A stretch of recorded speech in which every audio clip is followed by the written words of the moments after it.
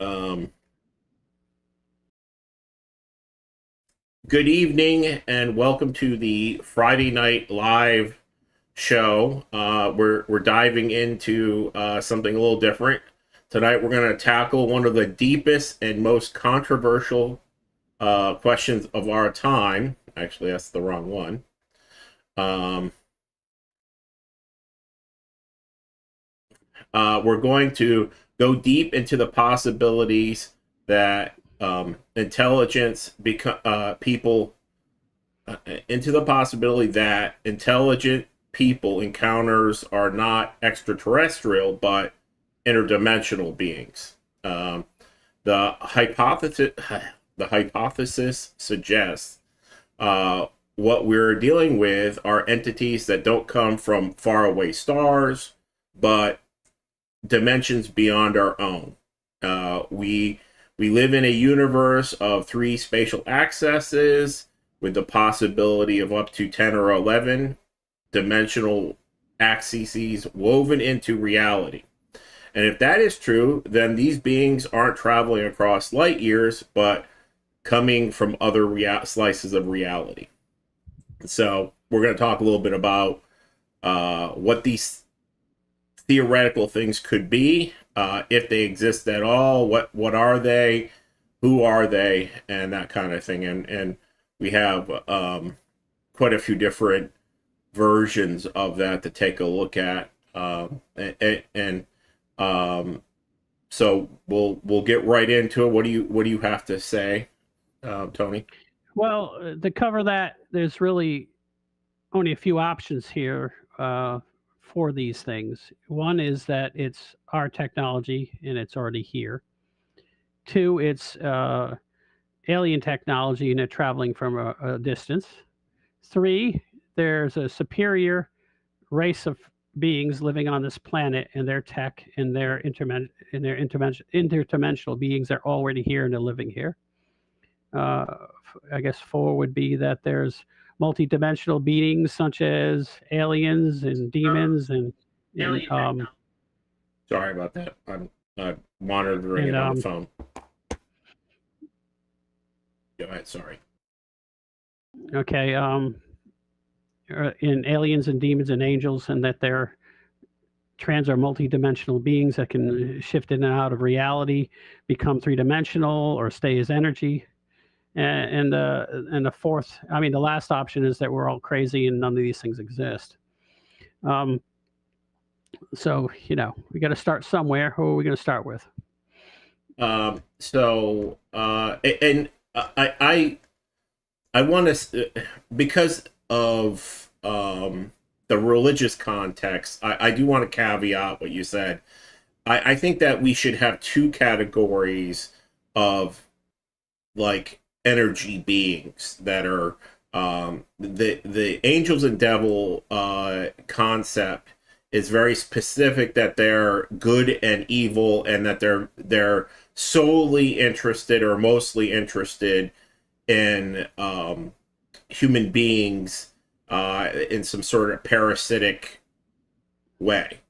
I would postulate that there's also room in that idea that they are a form of life, and maybe not just one form of life, but a whole, for a better word, biosphere of organisms that just are not made of meat.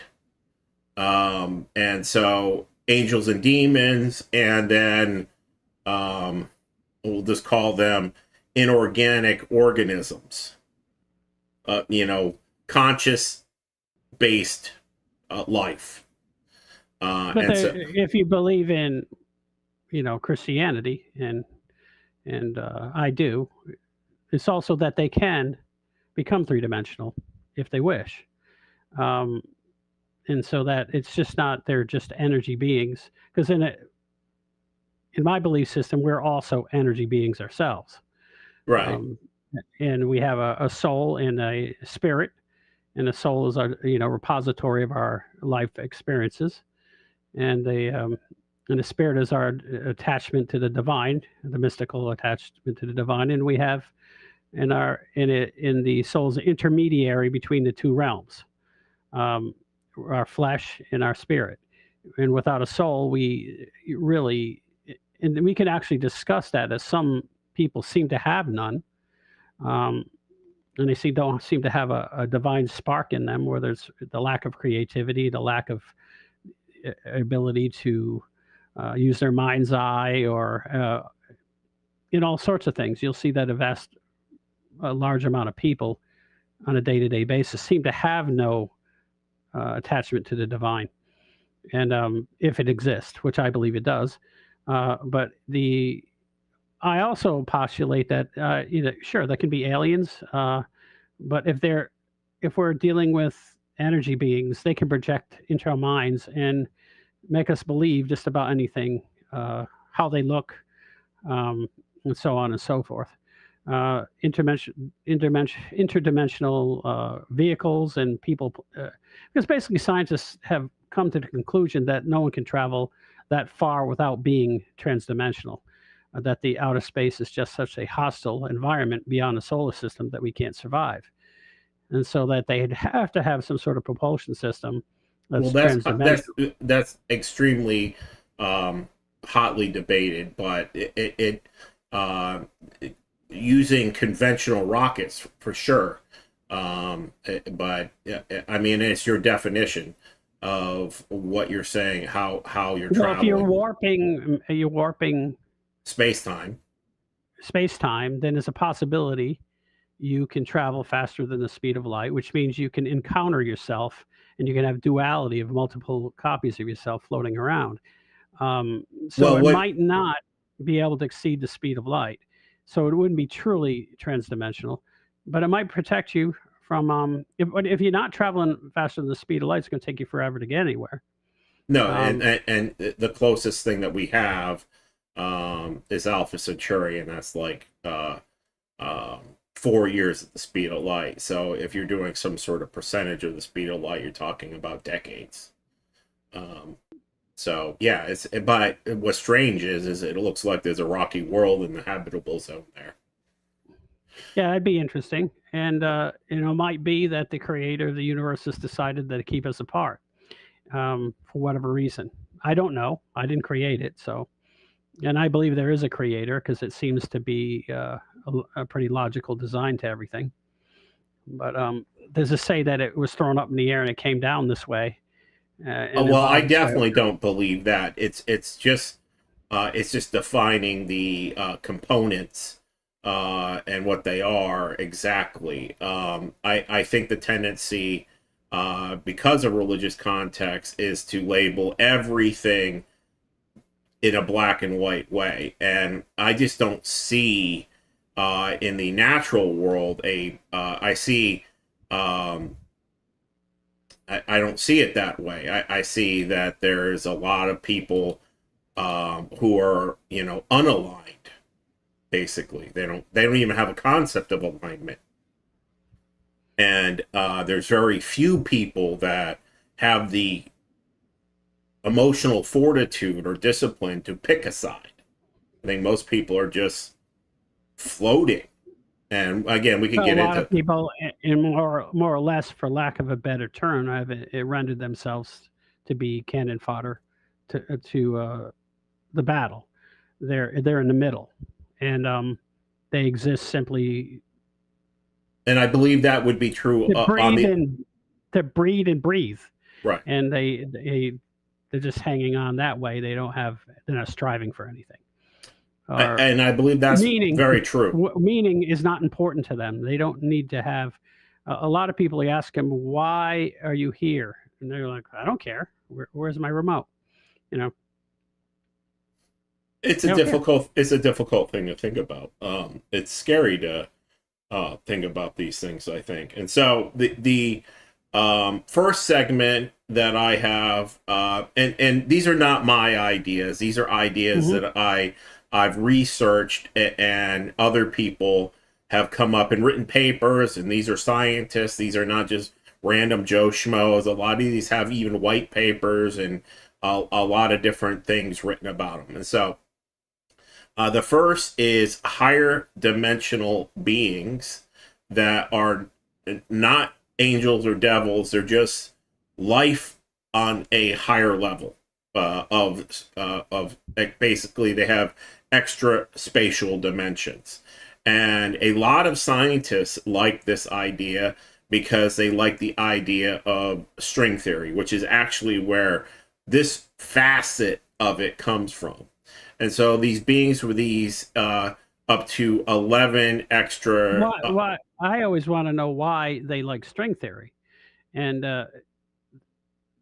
most of the drive from I see what from scientists is they're driving to show that the universe made itself and everything is just created out of nothing, and the string theory allows them to uh, keep going on that line, and anything that contradicts that they're allergic to. Right. And but And a lot of the scientists now have been converted in the other direction that that the universe is not just infinite, but it goes on forever. When they look at it, there's no big infinite bang and so forth. eternal. Yes. Yes, because the whatever transdimensional or multidimensional being that created it is outside of time, so it doesn't. Time is just for us, I think, so that we can have meaning. Without time, it's hard to understand things. With our So puny human brains, at least. correct. And since we are here with puny human brains, we're going to deal with time. You know, the dimension of restrictions and strict laws, and you know, you can't go backwards and forwards in time. You can't go past the speed of light. And you know, Although I'm not sure. there are things Yeah, that go ahead. do. Neutrinos travel. They'll fire off neutrinos, and the neutrinos arrive before they're fired. It's pretty bizarre. Yeah, the problem is that the machine that they're using to measure it is, you know, in this dimension. Yeah, neutrinos and other subatomic particles, even at the atomic level, when you're talking about a photon of light, it does it has because once you get to the speed of light, you're converted to energy, and you really don't have any mass left, and time stops. So that's basically saying that neutrinos go backwards in time. And no one ever, I don't think they've actually sat to think about why some subatomic particle would go backwards in time. I think that's what they should be I pondering. think they have, and some of the people think that they're not really going back in time per se. Um, it, uh, I've heard it argued that all every particle and subatomic particle has a opposite. So time is a force that has an opposite, which is anti-time. And some of these elements are always going in one direction, backwards in time. And how that works, I couldn't say. But let me at least finish my. Well, it does. Yeah, it doesn't make sense. You think about it, you got to have equal and opposite force. Because if you're creating something out of nothing, and you're tearing it into pieces, then you're going to have two pieces. You know, you have to like suck them into two negative and positive forces. Otherwise, how are you creating it? You have to create something. And that's actually one of the arguments for what God is. Is God is the universe, and in order for God to make the universe, he had to bisect himself into conscious and unconscious, essentially, or in all those dimensions into opposites, which is how good and evil. Use that, yeah, you can say that in the computer parlance, as God was the machine language, and you know. The Holy Spirit is the operating system, and Jesus. Or maybe the GUI. God is the magnetic medium. Yeah, it could be. It's the whatever it is thing. But I believe there's three parts to God, and they work together. And the God, the Father, or the original thing of the universe, is everything. So that you can't really ask that part of God to help you, because he is everything. Now, the other parts, the interactive parts, and the parts that actually came here and talked to us are different. They're just all part of the same thing. I can't comprehend that. It's beyond my ability to grasp it. But yeah, well, let's get on to your So I got some theory. talking points, some pros and cons to the higher dimensional. I personally do not like this theory, but this is how it goes: is that there are, for the same reason you don't like it. I don't like string theory, and the reason I don't see why there. Anyway, so there's these extra spatial dimensions where these beings come from, and there's up to 11 of them, including 3 spatial time dimensions and some other things, and this provides a clean way to model the appearance and disappearance, the shape shifting, the inertial free motion, the matter penetration, and the projection effects of these higher some of these devices, I guess. And so it's basically a window area, like Hesendale behaves like a stable interaction zone. So there's a guy that's wrote a book called Flatland, and the idea is that these higher dimensional beings are coming to our dimension, much like what we would do in this flatland analogy, which is basically a two-dimensional space, height and width. And then if, as an example, you were to enter into this two-dimensional space, what it would see is just the cross-section of you from, that two-dimensional space as you pass through it. But I've inquired every basically AI engine there is out there, is how does something remain itself if you remove a spatial dimension, and it essentially all of them agree that you would be destroyed, that there is no real way to you could maybe make a construct in 2 dimensions, but it would have no meaning to you, because you wouldn't be able to pull anything out, and you wouldn't be able to go in. And so that's why I don't really like the idea of these, because a lot of these higher dimensional things in string theory are these compressed, intertwining, and they're basically go nowhere dimensions that are just mathematical, and they're not like a 3-dimensional space like height, width, and depth. It's and time. It's that there are some sort of compressed onto itself dimension where, and so why would a being be in there? And so it looks like to me they just looked for a explanation of things they didn't comprehend, and they came up with that theory. Right, and that's what I agree. There's really no math behind it to prove that it's real. Right. As a matter of fact, I think they've gone through the math and found out it isn't. And so it's, how can we, in the end, how are we going to, I don't know, predict the next dimension from this dimension? Well, beyond time, beyond time, it's very difficult. And so they've modeled it, and it's basically impossible. And multiple people have tried to model it, and they can't get beyond 4 dimensions, basically. And as if you were a 5D biosphere and you start pulling out 2 dimensions, it's pretty fatal. That's, it's so. And the other issue and I have another question that just came to me. How much larger is 3 dimensions than 2? Infinite, yeah. And so that's exactly the point. You start taking out spatial dimensions, and you're taking infinite amounts of data out of a being.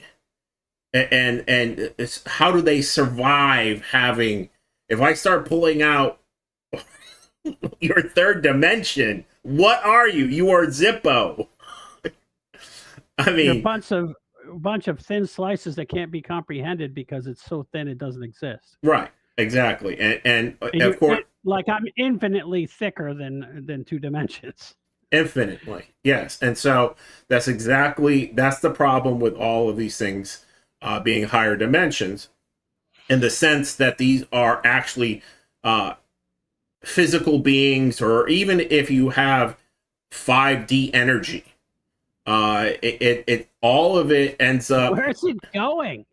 It's like it's If you infinitely start larger than us. compressing, yes, if you start compressing something from a 5D space, just an energetic force, how does that, how disruptive would that be in a 3D space?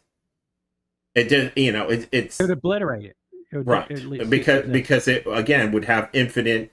And if you start talking about 5D things in a 3D space, imagine if so, space time is a 4D dimension. So and so if we took all of that and added another dimension and then tried to cram it into 3D space into one moment, It couldn't exist. it would be more than the whole universe. And so that's why I don't like it. I've tried thinking about it and thinking about, and that's why I come to the idea that they must be, if this is the case and they're coming from other dimensions, there are other 3-dimensional spaces that, and what my thought was is that it's like interference patterns, and there are interference patterns between these various forces are connecting on multiple spots, and wherever these patterns intersect, there's a reality, and that you can change It's a holographic frequencies. reality. If it's a holographic reality, it would have to have an underpinning frequency that it exists at. Otherwise, a hologram wouldn't work. So to have this lattice type structure would have to be at a certain frequency, which of course we can't comprehend. And then on top of that, this time, like slideshows of each possibility of this 3-dimensional lattice that's at a certain frequency changing, and the possibility that could go one way or the other. And Well, I in was thinking into like, infinity. if time, if But if we you just had another lattice on top of it that was finer, we wouldn't be able to see it. right.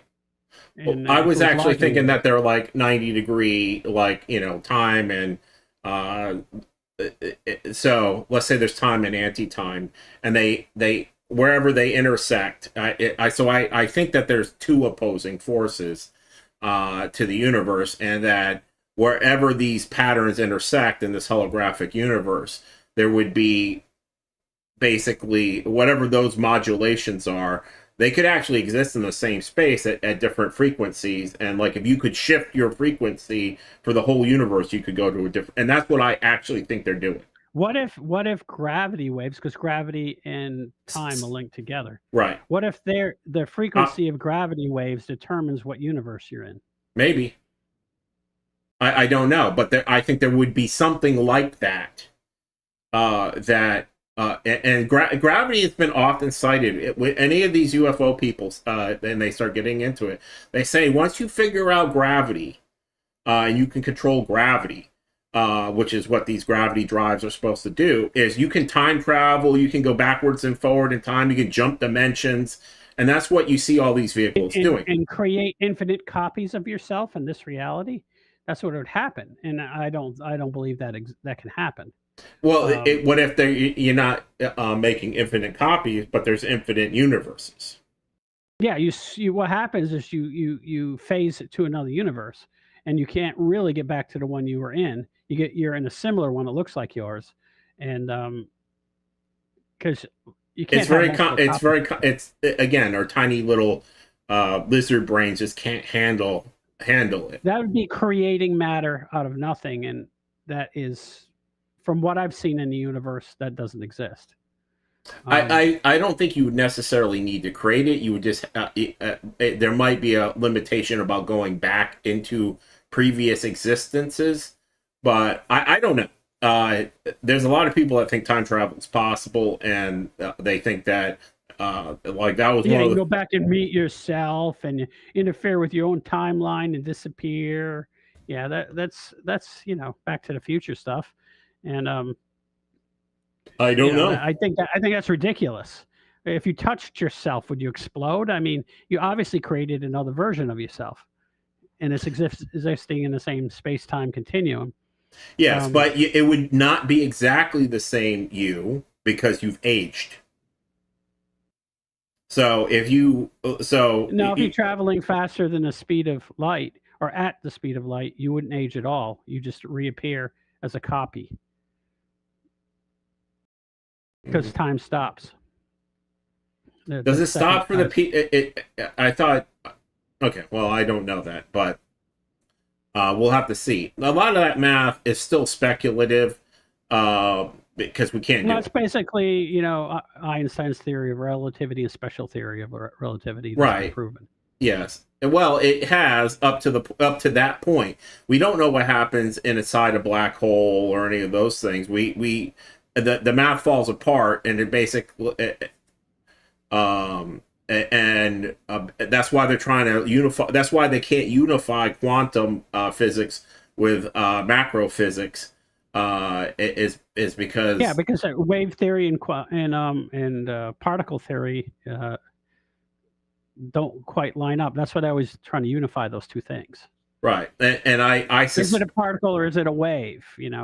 A probability Yes. wave, and the what I think it is it's consciousness, and so it's actually a probability wave until something conscious, but everything has a level of consciousness in it because we're all constructed of it, and so that's how we get the solid universe essentially, is because everything has a little bit of consciousness.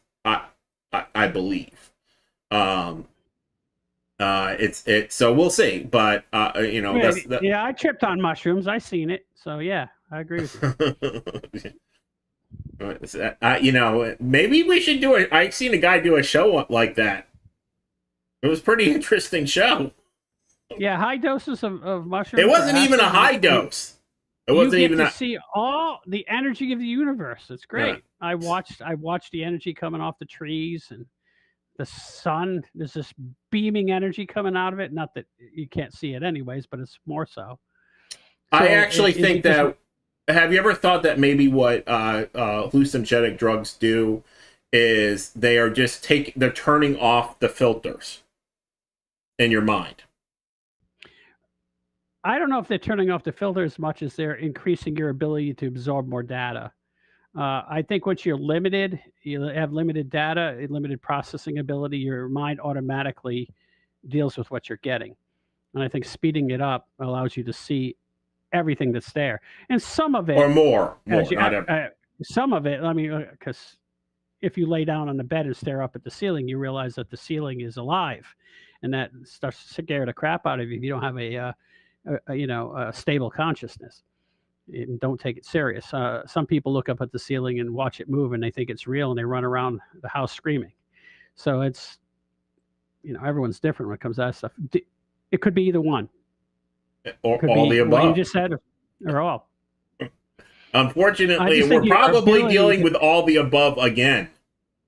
Yes. Everything is much more complicated than we think.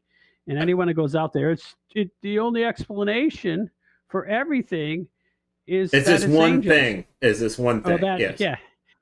All the explanations, no matter what the question is, the answer is aliens. Now that's crazy too. Yes. I mean, have you ever looked into Skinwalker Ranch? I've heard of it. I didn't. Yeah, that one is a bugger. That's a bugger. So that's where a lot of this multi-dimensional beings, not being angels and devils, but being because that's one of the places where, and we got some videos, by the way, and why don't we crack a couple of those open? Sure. And because I have a video of a man explaining what he believes those transdimensional beings, which he believes are demons, are doing, and they actually line themselves up with whatever the belief systems are of that time to undermine reality and to confuse people. And if you're looking for demons, you'll get them. If you're looking for aliens, you'll get them. And I don't know if that's true or not, but that's one of the theories also. Right. It's just to scramble your mind. Well, for this one, I have one that is talking about, I think it might be the first one, is a guy talking about 3-dimensional to 5-dimensional beings. And I don't buy it, but we can take a look at what he has. I think we should save that one for the next one. The next one, our next topic is angels and demons, according to my sheet.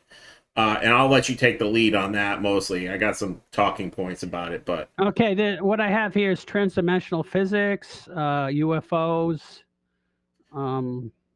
there should be the one at the very top that is like it says fifth dimensional beings. It doesn't have it on here.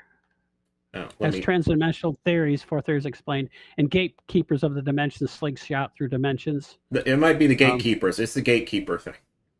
Okay, well, let's try that one. Open link. So this guy talks about that that there's essentially aliens, physical aliens that as you transition up the food chain of consciousness or whatever, your soul, because a lot of these aliens are actually interested in soul development, is that the good ones are gatekeepers to help prevent the bad ones from coming here. Yeah, that's the one. Let's see if it plays and you can hear it. Keepers to the fifth dimension. You can actually slingshot across the universe by going through wormholes. We don't want some of the real nasty ones May I ask, can you hear that? Yes. Okay, great. coming in here. The Greys, the Reptilians, they're not on our side, whereas the Pleiadians and the Syrians are. What is the interest in humans? They're trying to help us grow as a soul so that we can join the Federation. You mentioned the Pleiadians as being gatekeepers to the fifth dimension. You can actually slingshot across the universe by going through wormholes. We don't want... And the problem I have with that is I believe that you're supposed to be learning, not just learning that these things exist or learning new technology to better yourself, but learning self-control, learning not to sin, learning all sorts of things that make you better. And these type of people, oh, you just hang out with aliens and they'll show you how to, No, a lot of these people think that they're a straw. Yeah. That they, well, whether you believe that or not, wormholes are mathematically plausible.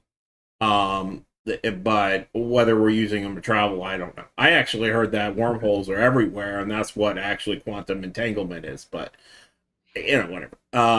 What this guy believes in his longer form stuff is that there's a federation of good aliens that are non-predatory, and there's predatory aliens out there, and the Greys are one of the predatory aliens. The Reptilians are predatory, and they actually see humans, both their souls and their bodies, as cattle. And there are other ones that are just interested in evolving us because we're primitive, and the argument for this guy in particular is we're a created race. Aliens made us, and they made us to be sort of like in Blade Runner, a workforce that doesn't live very long and isn't really fully human. And they're trying to evolve us to be full beings. And the Greys and stuff like that are the ones who illegally experimented on us and made us as like half souls. And that some of us have evolved, more and more of us have evolved to have full souls. And some of us haven't. So that's what that. I don't. He has a lot of hokey. There's a lot of stuff in there I don't agree with, but that's the general gist of it. Yeah, go ahead. No, that's it. And then there's the opposite side of this, what they believe that explains aliens and demons is that the inorganic beings that we call aliens, demons, and angels are actually just the same thing as the aliens and that they're talking about. They're just rebranding them, and they're rebranding them to confuse you so that you don't believe in God. And I don't necessarily, I believe that's true in a way, but we'll look at it and see what everyone else thinks the about it. supposed thing though here is many of the, whether they're not going to exactly call it God, like because they believe in more of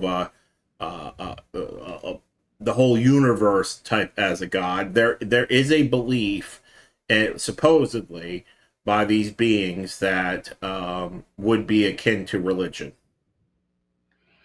And the reason I sort of have a problem with that is because why would they even be interested in our, spirituality? Anyways, wow. Dr. Michael Heiser finally explains the difference between demons and aliens. And guys, let me tell you, it will blow you away. So let's get right into it. Shout out to the late, great Dr. Michael Heiser. He's absolutely amazing and fascinating. Here we go. You people don't really realize what's going on here. Did God really say, did your maker really say, again, the bad guy, this or that?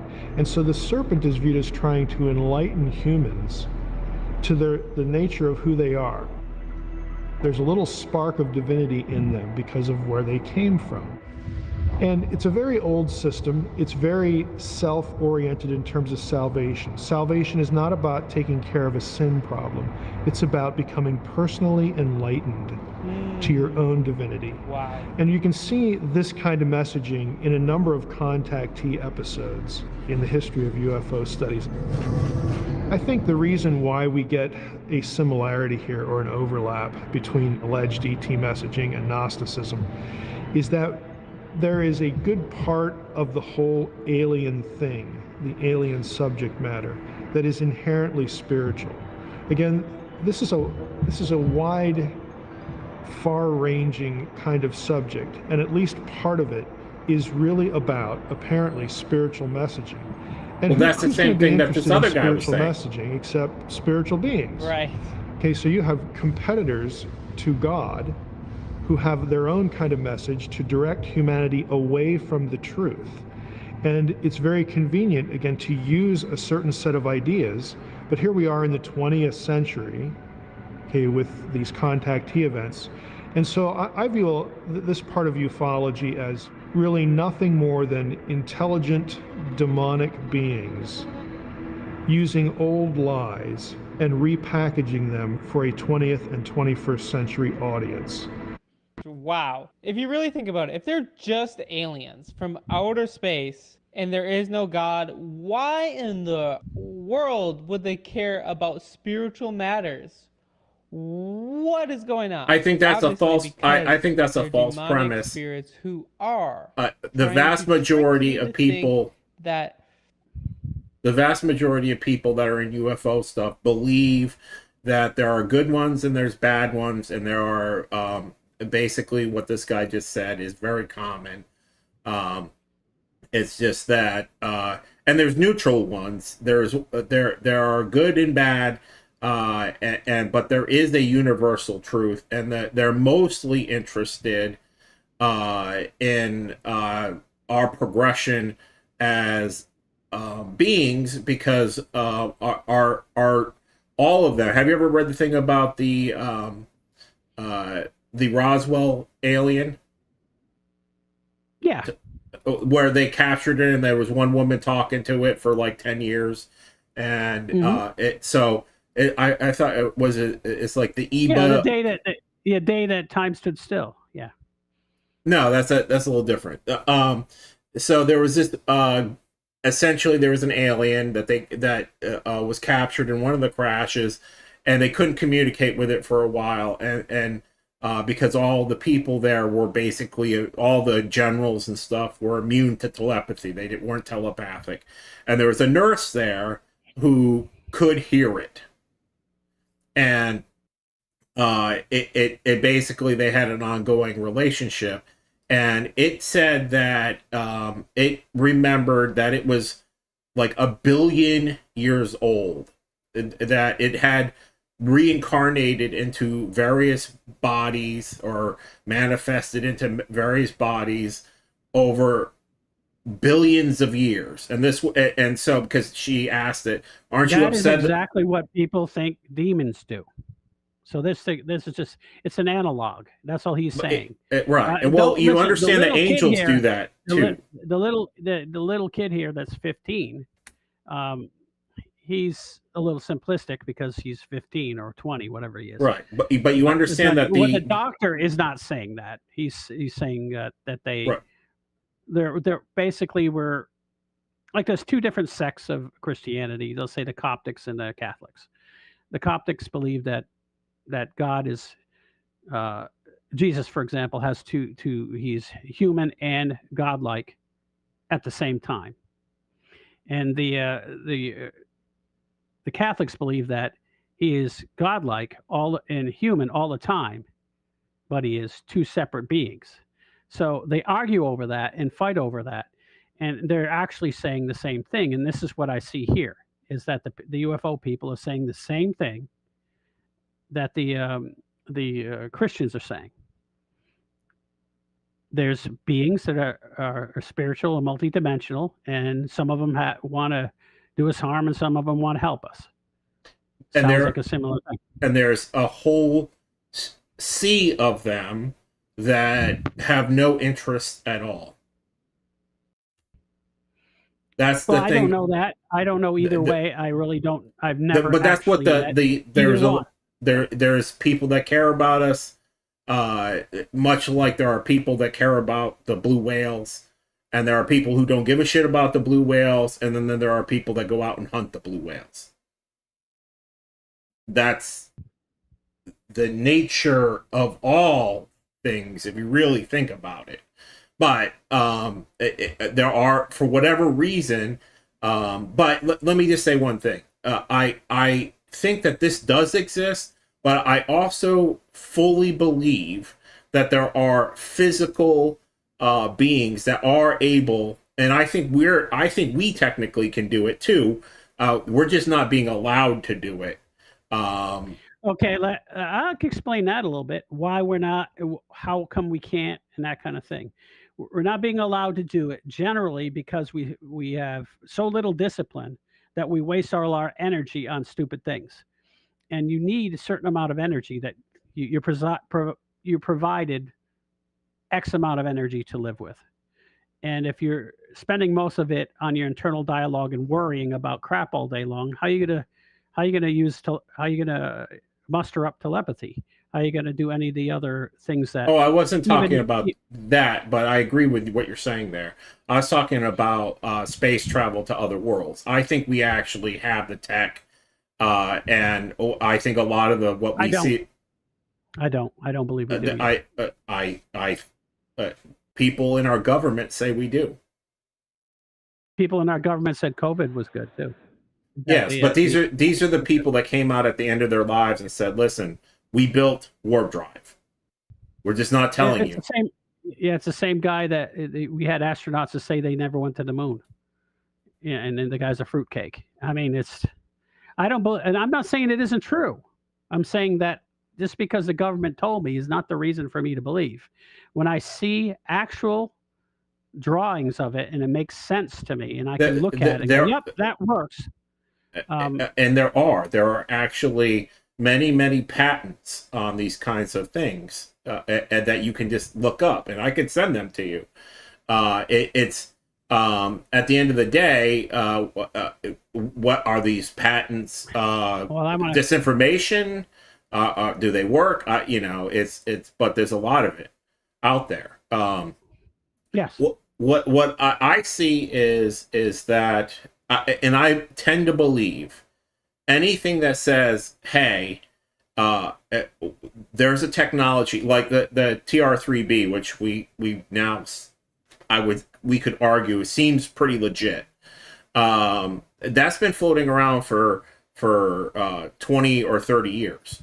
I seen it in 2005 with my own eyes in Florida. And I've seen it multiple times on videos, and that's the first time I've got a good video of it. But that thing is supposed to be able to go to other worlds. That it's mostly a spaceship. Okay. And that so President Reagan talked about this kind of thing in his diary, and his diary got released and people found it in there, but he never came out and said it. And that's He also said that we were going to be attacked by aliens and we need to band together to fight them. well, he said, "What if we were that it?" Because I have that speech on my. And most of the elites say things like that. Yeah, if we would have to band together and fight off the aliens, come together as a one world fighting team, New World Order type nonsense. I don't think he was a New World Order guy, though. They tried to kill him, much like Trump. He just didn't have the Constitution that Trump had. When they shot him, he was like, "Fuck it, I'm out." Yeah, I'd like to continue with this just a little bit. Okay. So they can come to a point with it, and then we can move on. Oh, I thought that was the end. Oh no, that's just beginning. 20th and 21st century audience.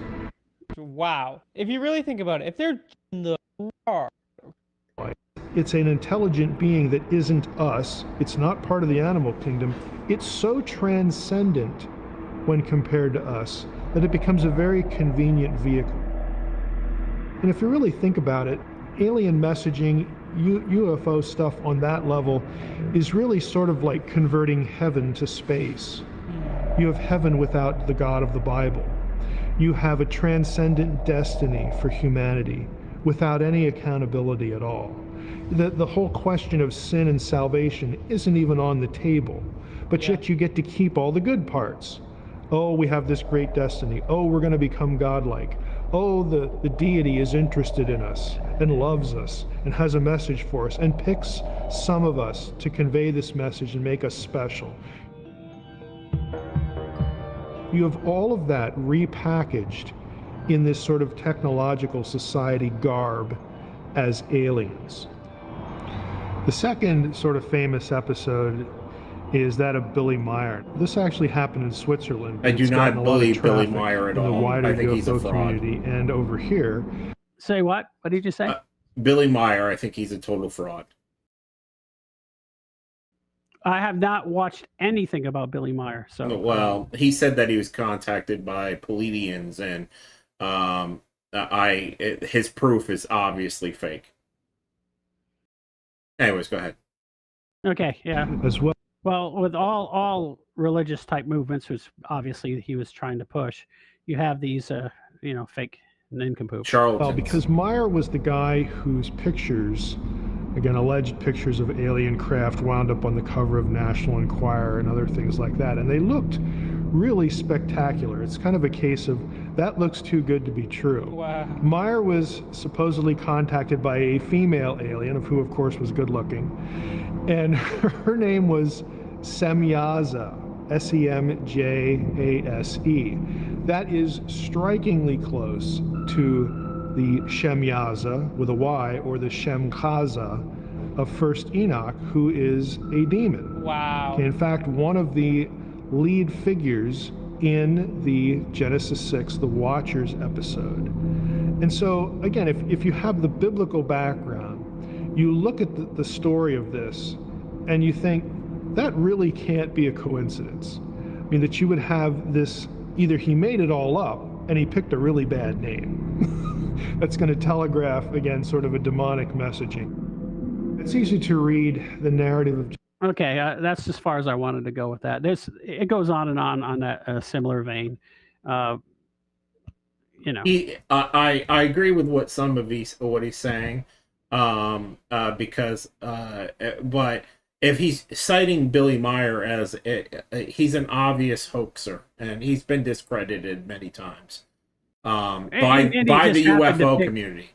He just happened to pick a demonic name and to use. Obviously, well, that's where I disagree with it. He had to really stretch that. He had to change the. He was like, well, it sounds like this. Well, okay. As a general rule, the sound of the word is what matters in their world, not necessarily the exact spelling. So if it sounded similar, he just picked something that sounded cool from the Bible as a demon. Don't know why. Well, the I guess the issue I have with that is unless you're reading in Hebrew and you're using the Hebrew pronunciation, which is usually much different, they don't sound alike, and that's my point. And I see a lot of people doing that, but there's a guy out there. He's a Hebrew linguistic guy who that's all he does is does translations for the Vatican for the Bible from Hebrew and from Greek, ancient Greek, to English, and he's all about the etymology of everything. And so anyways, I don't like Billy Meyer. I would never have used him as a guy, but he is a very famous contactee. He probably he was throwing he was a photographer, his background, and he was basically throwing objects up into the air and using camera tricks to basically make it look like these objects were, he was basically throwing frisbees Sitting in a tree. Right. Well, he was just throwing frisbees up and then taking pictures of them, and he was making models and basically frisbee like UFO models. But we also But you all know we're from the Nazis. Everyone knows that. Yes, and like the bell or whatever. I do believe that there are Germans who are. I believe Antarctica is, or there's a good possibility. I haven't seen it for myself. There's a good possibility that we did not completely get rid of the Nazi Empire, and that the remnants of it went to Antarctica and have been basically in Washington D.C. and Washington. Actually, there's 3 cities: the Vatican City, Washington D.C., and there's one other one, Hong Kong, I think it is. That are cities that are like Washington D.C. that are cities that are not really cities in the countries that they're at. They're there's 3 cities. Yes, there's Washington D.C. and they're all controlled by the Nazis in reality. And Vatican and the city of London. Right. Okay. Yes. And so I knew there was Colonel 3. Sanders. Colonel Sanders is also the 4th part of it. You don't like that theory? Anyway, so I do like that theory. I'm just kidding. That's a Mike Myers joke. No, I don't do comedy. You might as well, they just goes over my head. It's it's the Rothschilds, it's the Gettys, and Colonel the Sanders. Queen of England, and Colonel Sanders. Yes. I gotcha. What was that from Dr. Evil? I think so. Yeah. Okay. And he's pretty much right. So except for Colonel Sanders, of course. Of course, the other sides of this is, besides angels and demons, this guy could also point out that there are fairies, there are the genies, and there's all sorts of spirits and shit that I don't know that are in India and China. But what is interesting is there are a lot of similarities in archetypes, but what you find in India and in China is that they don't settle on a binary system. I guess they're more pagan-like, and they have good and bad, and then like random asshole people that just are not aligned either way. I guess they're more just focused on That's why, as a general rule, and this might offend some Asian people out there, but the Asian countries generally are not very moral, because they don't look at things as good and evil. They look at it as all flavors, and that's why they end up selling their kids for heroin, and taking people's organs. We got plenty of people selling kids for heroin here. We got some pretty disgusting shit going on. But it's not done on a, I guess, commercial level. It's pretty commercial right now. I mean, in past times it was much lower, but the fucking deep state in our country is very mechanical and very big. And very worships the same demons as they do. So it all works out in the end. Right. It's just bloodlust. It's something. I wish I understood it better. What they were trying to achieve, it would make it easier to deal with. But it's just this big amorphous blob that never seems to really make any sense. Well, generally, from when you look over from history, even the Greeks, when you look back at their writings, demons for some reason, even that's why Jesus's blood being spilled on the ground and that kind of thing.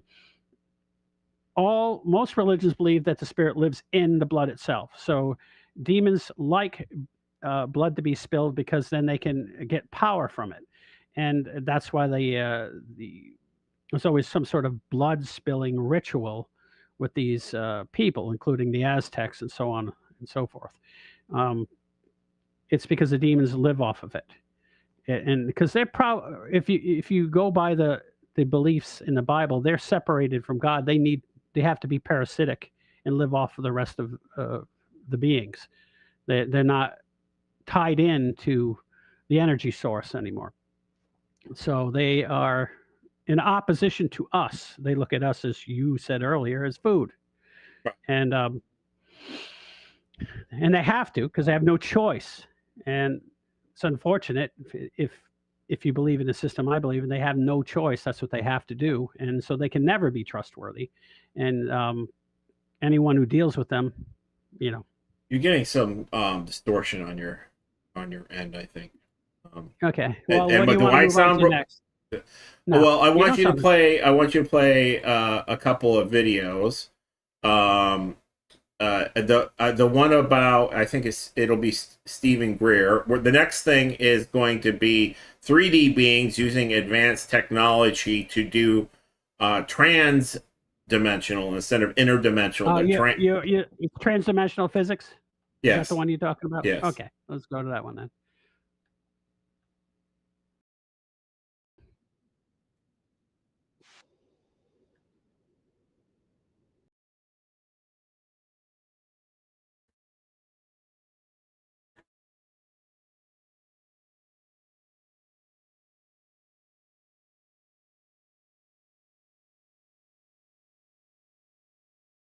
Or shifted dimensionally, literally, I'll fix into it in a another minute. dimension and back. Sorry about that. Jim Caviezel. They can phase in and out of this, say, 3D instantaneously. Okay, let's redo it so we can start from beginning and talk about it here. Okay, come on, you can do it. They can phase in and out of this, say, 3D instantaneously. So you could have one right over your building right here. No sensor would pick it up because it's actually shifted the frequency of it out of linear space-time. So this is what I call trans-dimensional physics. So those technologies allow for an object to be fully in 3D or shifted dimensionally, literally, out into another dimension and back. Now, these are not interdimensional, they're more trans-dimensional. Okay, what I don't understand there is his definitions have to be explained, like transdimensional, multidimensional, shifting from one dimension to the next. What is a dimension in his mind? What is he calling a dimension? He's counting the idea of subspace. So As a dimension itself, so you as a place that you can go. He's got 3D space, and he doesn't believe in warp drive. He believes it could exist, and that, but he thinks that the aliens use transdimensional, so they don't experience when they're traveling any time.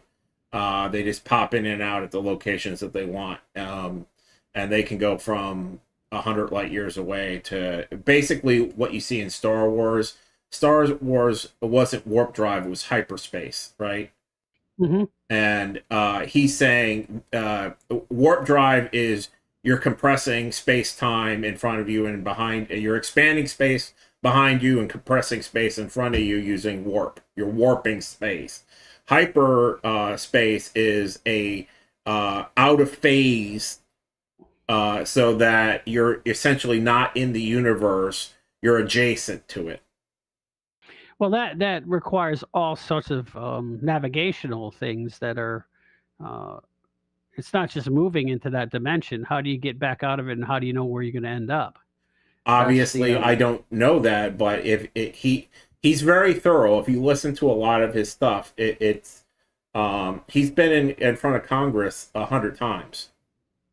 Phase in and out of this, say, 3D instantaneously. So you could have one right over your building right here. No sensor would pick it up because it's actually shifted the frequency of it out of linear space-time. So this is what I call trans-dimensional physics. Okay, they're out of phase. Could you see it? He's saying no. He said that you would have no sensor that could see it. Then how do you know they're on top of your building? He says it could be, but you wouldn't. That's what he said. Okay, I understand that, but how would you know where you are? I mean, it's just it's really difficult. Obviously, those they have technologies allow for an object to be fully in 3D or shifted dimensionally, literally, out into another dimension and back. Now, these are not interdimensional, they're more trans-dimensional because their origins are another star system. They can phase in and out. I mean, I think that if you haven't seen his stuff, it's worth looking at for sure. He believes that the vast majority of the visitors that we're having are from another star system, and that they have a huge lead on us, maybe millions of years, and that for the most part they're just stopping here because we have resources they need. I need to watch him when he talks. I'll have to see if he's a CIA douchebag or I can be able to tell by his eyes. Let me rewatch this.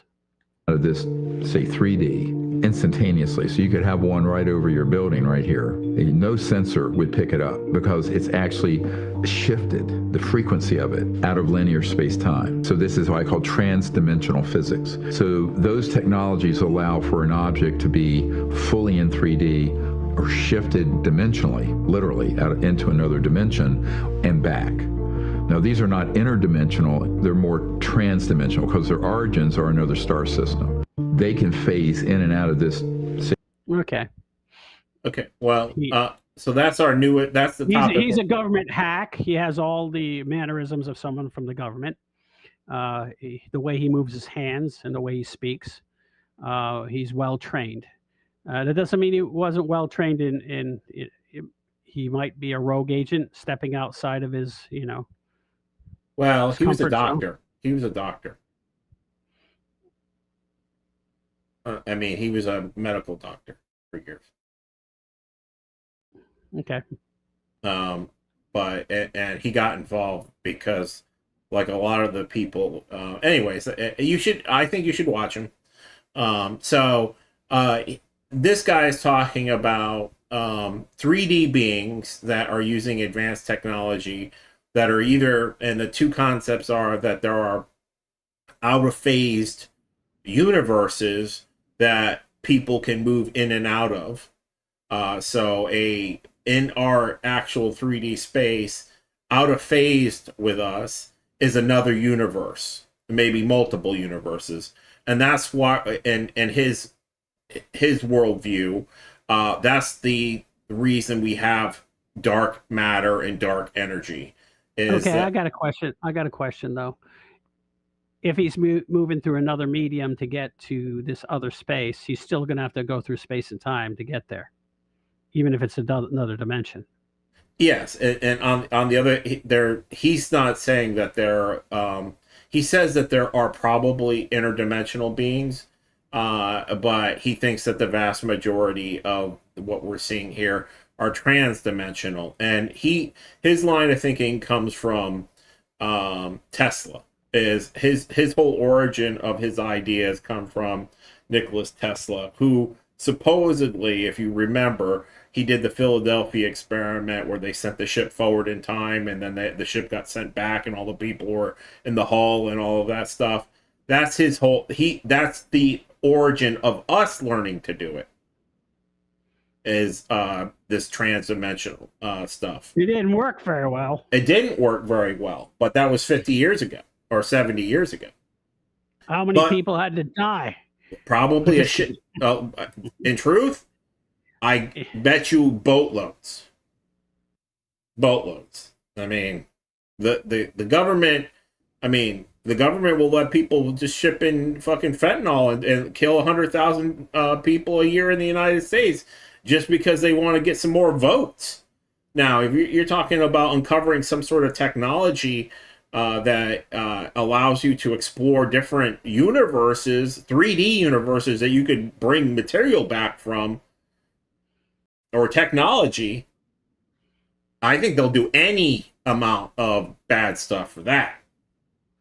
Anyway, so the reason this is actually considered one of the leading ideas as far as the alien theorists go is that because it fits the radar and video evidence the best, and supposedly, and this guy claims it, he's one of the guys that believed in the TR3B, is that it goes along with what we supposedly have in black projects. Is they're not just doing it, but we are too. That we have transdimensional that can jump and do all this stuff that he's talking about.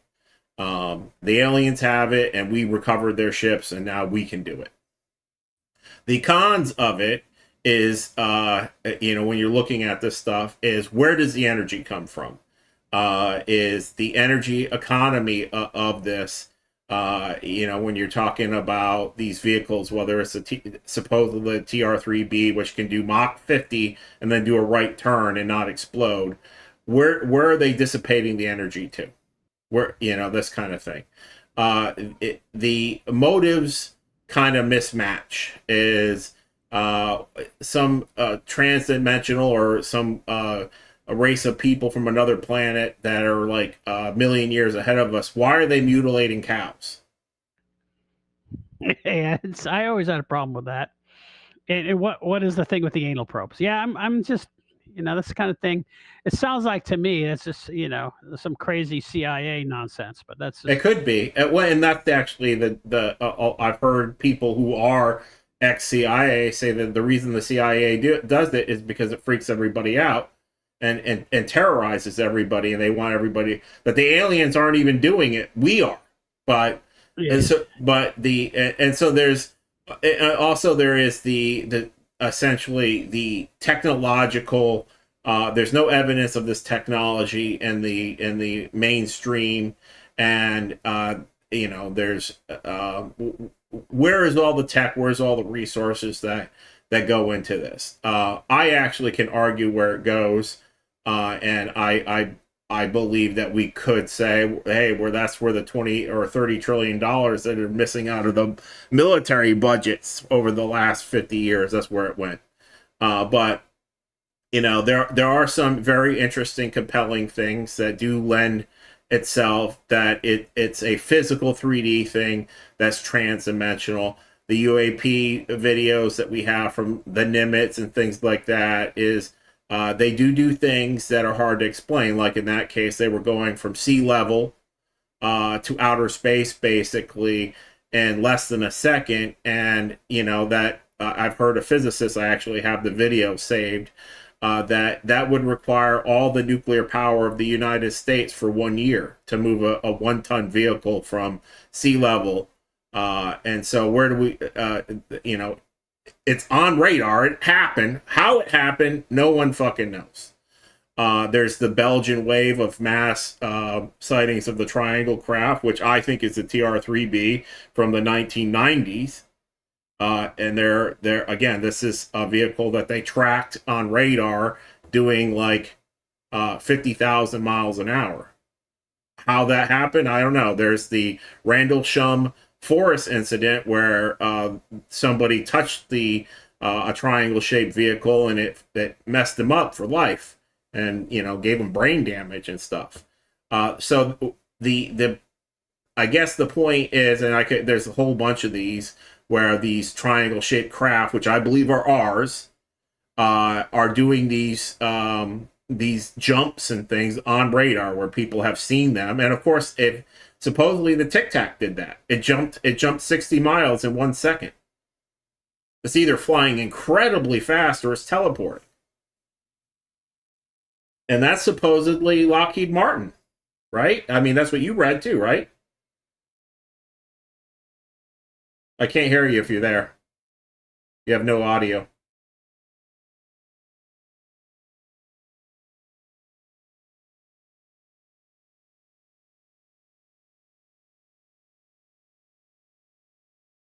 Are you there?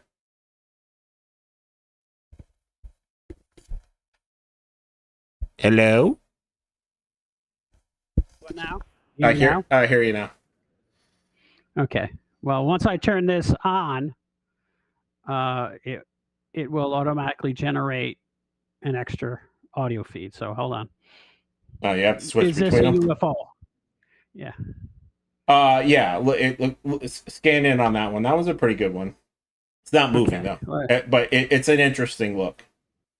I like these kinds of videos because they're kind of freaky. There is another one. Let me look on the list while you're doing that, while you play that.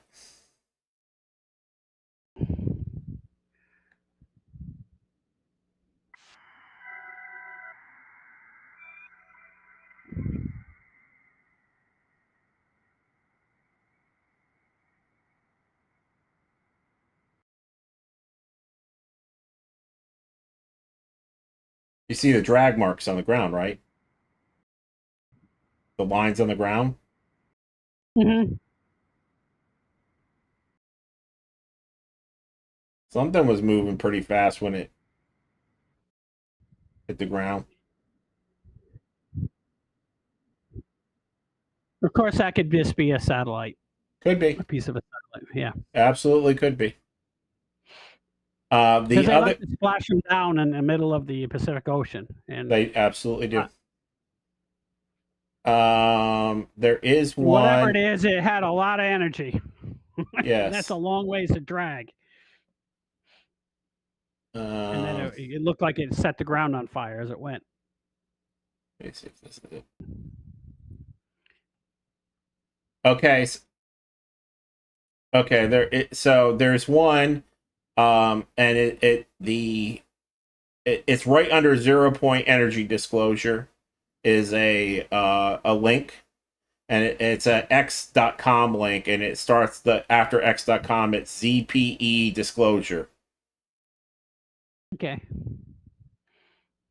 this guy is considered the most credible scientist, and he's open to all of it. He's open to extra dimensional, interdimensional. He doesn't know what the fuck they are, but he talks about energy in this particular one.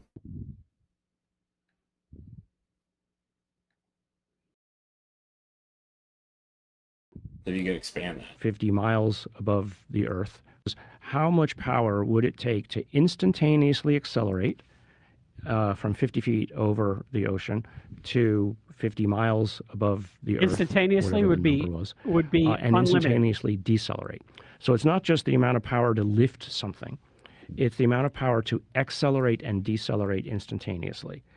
And so you can make unlimited simple power physical calculations of a 1-ton object, let's say, and it's more than the nuclear output of the United States. It's less than a second. It's not instantaneous. And yet these things seem capable of doing that at will. So where are they getting the energy from? And I remember asking Hal a question like this years ago. We were stepping into an elevator, and we were talking about his ideas about how these things might move. And I said, so they're cheating somehow, aren't they? And his answer was, from our point of view, they're cheating. From their point of view, they're just using the physics that we don't understand yet. That's so an easy where's the energy coming from? What are they doing? And that's an easy catch-all. Just say, oh, it's because you don't understand. We don't understand a lot about physics. As for instance, a reason why you don't want everybody having access to it.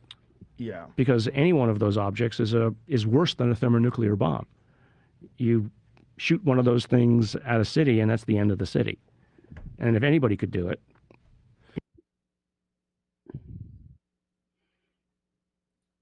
Yeah, I think that's a level of responsibility that isn't, you would, truthfully, they wouldn't let that thing fly around. You could wipe out half the planet with it accidentally if it misfires. I agree, and I think that's why they have spent so much time hiding it. But I also think that's why we have the 6th generation stealth fighters coming out, and we're not using these things.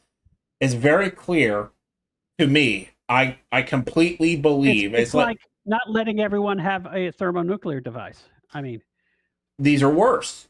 And but I do think we should be rolling out the energy sources for these things.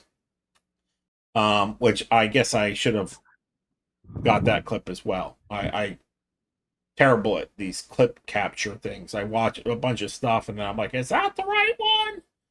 But the idea here is that there's a physical craft, and I'm not disregarding that there are pure energy beings, which we can get to yours next. We should have done it last time, but that are non-physical beings that are made of light, or they're made of energy, or they're made of consciousness. I don't know what they're made out of, but they're not made out of the same stuff we're made out of, and that they exhibit abilities and powers, I guess, that you could call, that are far beyond what humans can do. But that being said, I think that we have a whole bunch of tech that is not this if you play that one, it's kind of neat. It's just from the ISS, 2 UFOs come flying up from the ground. Copy that. 797 here, U.S. 98. Lots clear. 7, go ahead. I'll tell you at 10 o'clock high. This is Houston. Say again, 7. I'll tell you at 10 o'clock high.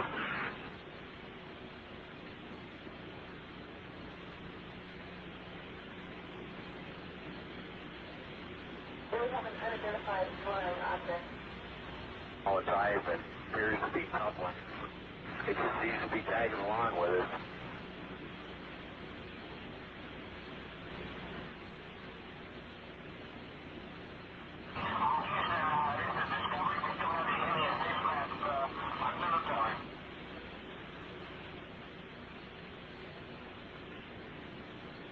let's watch it ascend again. I want to watch it. See, it looks like there's trails behind them, and they come up.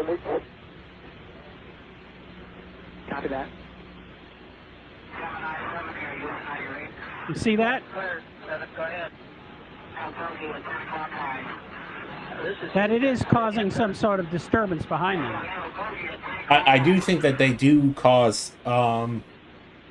They don't give off heat, but they do disrupt things. I know that they. But I think it's. I think these are ours. Honestly, I think these are ours. Well, if they are, they're up there for a reason, because they think something was going to happen, so they're up there to intercept it. But I mean, I think these are examples of 3D objects doing 3D Yeah, it actually things. looked like to me that they were sent up there to protect that object. I don't know why, what the threat was to it. Who knows? But they definitely went up there to protect it, because otherwise they wouldn't want to be seen.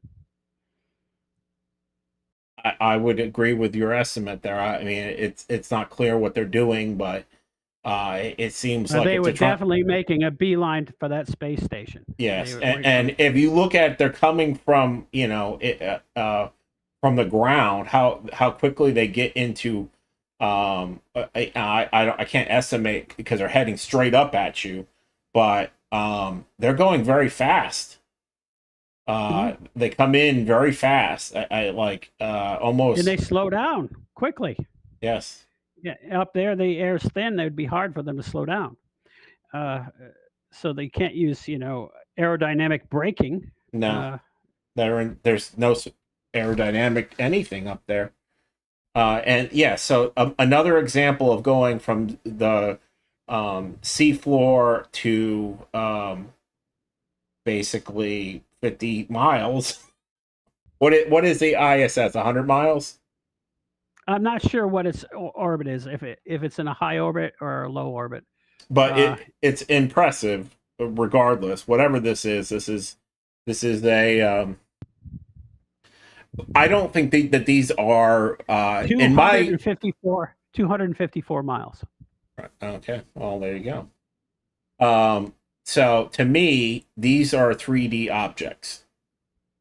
They look like physical objects that are doing physical. Yeah, they didn't phase in and phase out of reality. No, they're just extremely they didn't go fast. into herpes space. No, there was no herpes space there. There was just pure acceleration, deceleration. Yes, and you can see the disturbance behind them. So it has some sort of energy source. Yes, and it probably is pulling some of the atmosphere behind it. If it's shooting up real fast, it would drag some of the, like if you shot a bullet through the air, some of that would go up into the, particularly if they're doing multiples of, the speed of the sound. It's entirely possible that it could drag some of the atmosphere up there. I think that, to me, this is the most likely explanation for most of the things, and I think most of it is ours. I like I said, I think that these could be UFOs from another race, but I actually think that it's more like the Air Force worried about its space station. I mean, they got up and went. I mean, that was some that's called scrambling. Is what they do with a fighter aircraft. Yes. Can you imagine driving that fucker? You're like no. You're cruising around. I've watched what fighter pilots have to go through flying at those speeds. Never mind that. I mean, well, just the acceleration. Supposedly, the big leap forward here is that inside the vehicle, it's almost 100. And supposedly a TR-3B, it's 99% reduction in inertia inside the vehicle. And so they can do, that's how the people survive these, Mach 20 and Mach 50 right turns. And they do it like 50 times. If you were just hanging out inside that, the only other explanation is that these are drones. Mm-hmm.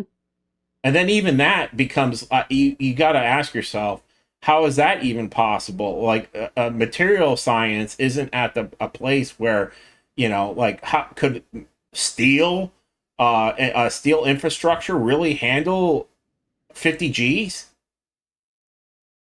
Oh, it can handle 50 Gs. It's just that we're talking about 10,000 Gs. Oh, well, yes, I guess you're right. 50 Gs is, that's less than what a piston puts up with in a car engine. It's the humans can't deal with 50 Gs. They'd be just ooze. They would be ooze. They'd just be a mist inside the. Yes, it'd be like every time the thing turned, it'd be like being hit by a bullet, the size of all of the atmosphere inside the ship. The atmosphere it would actually compress the atmosphere inside the ship. They'd turn it into liquid on one side, and so that would splash around in there. Yeah, along with the people. Along with the people who were turned into a pink mist. Yeah. Yes. So whatever is happening with these vehicles, it's definitely higher tech. Now, is this stuff coming from another dimension or another planet? I don't know, but I definitely feel like a lot of these things are 3D objects, because I've seen we could do a whole compilation of them crashing. There's a lot of videos of these things crashing from various people, and they give off fireballs and shit. I just don't, and so. I 100% agree that there are things that, because I've seen videos of them flying through mountains. I've seen videos of things that look like they're squid monsters or ghosts or something. And to me, those things are definitely not machines, but this is. Mm-hmm. So there's a couple other videos. Why don't we do your section though, and then You wanted to do the Mary one, right? Yeah, and I had it open here, but I guess I magically closed it. So, okay. Because I do believe that there is, particularly in the Middle East, there is a reoccurring thing that is happening with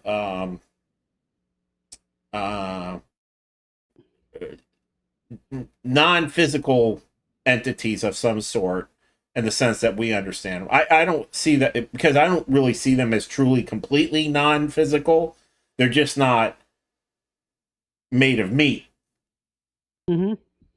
I mean, I think that even if they're comprised of pure consciousness, that's still part of the physical reality of, in some way.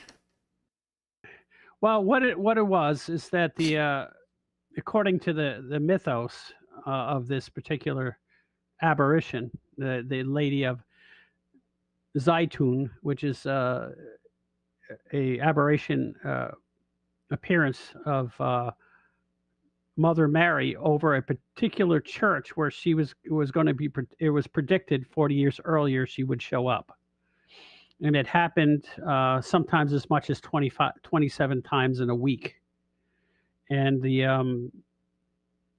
all of the nation of Egypt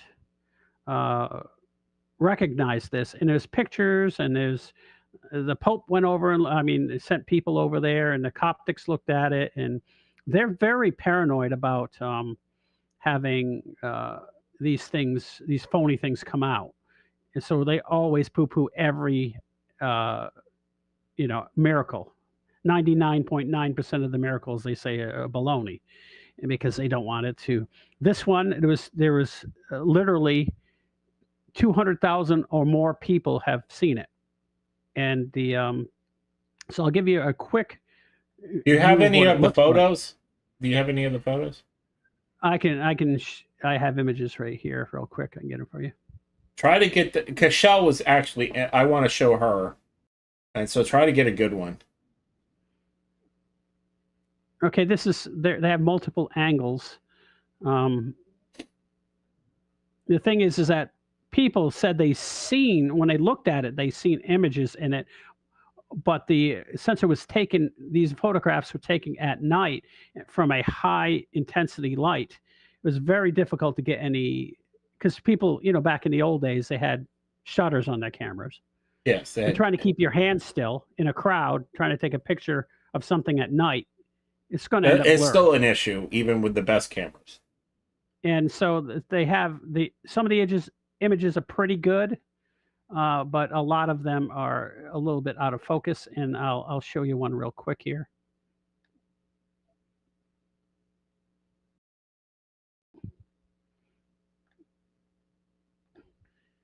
And so you're very much that a lot of this stuff is demons. Do you see this as a demon? No, I don't think that all things that exist in multi-dimensions are demons. No. Okay,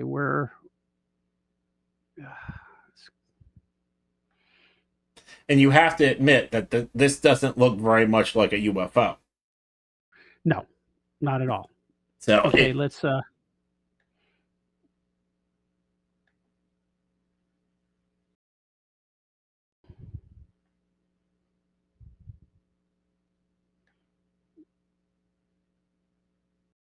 this is one of the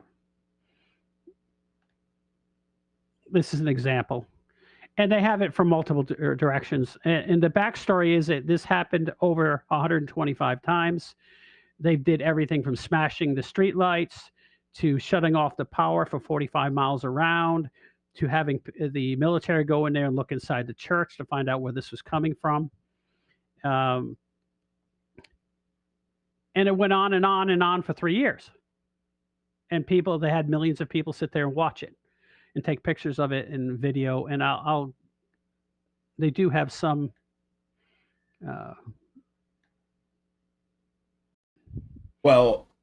it's hard to really tell, but it does look like that the light source is appropriate.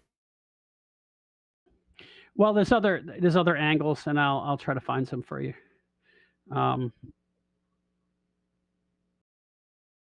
It's interesting because it does look like a woman with a halo.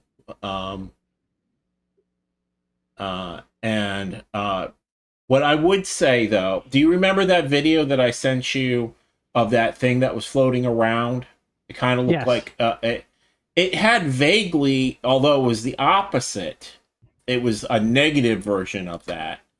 It was vaguely shaped like this. It was bulbous at the top, and it had a upright cylindrical shape like this, and it was somewhat transparent.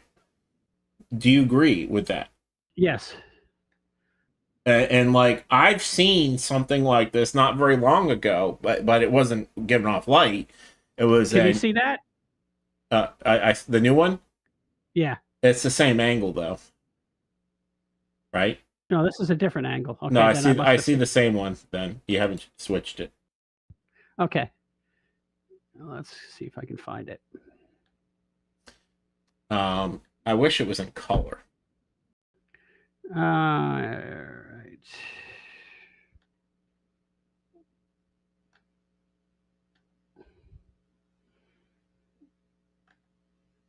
Okay, here we go.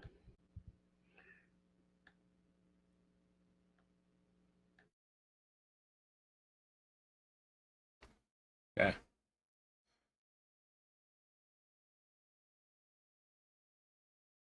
Yeah, it vaguely looks like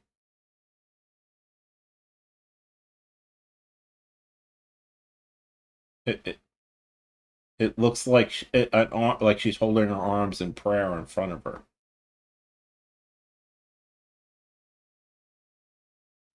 I'm surprised this didn't convert more Muslims.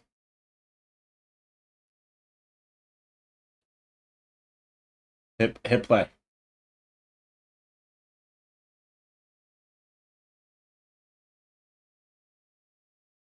You need to hit play.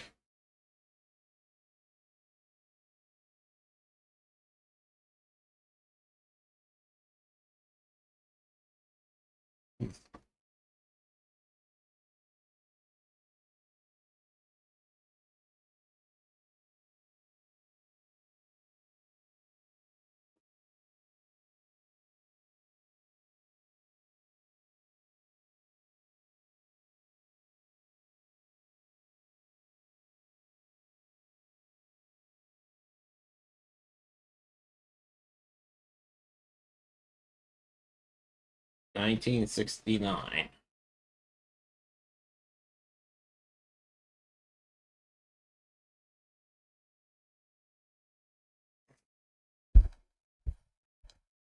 Your audio might be disabled.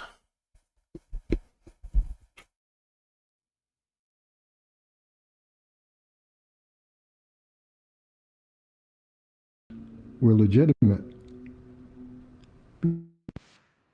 Can you hear the video? There was no. I heard it just at the very end there. Like it does seem to mess up a lot when we switch between things. Currently, I hear no audio. It could be also that I have. No, it's because it shuts off my audio, and then when I turn my audio back on, it shuts it off. So what I'll go do is go back then and get it going again.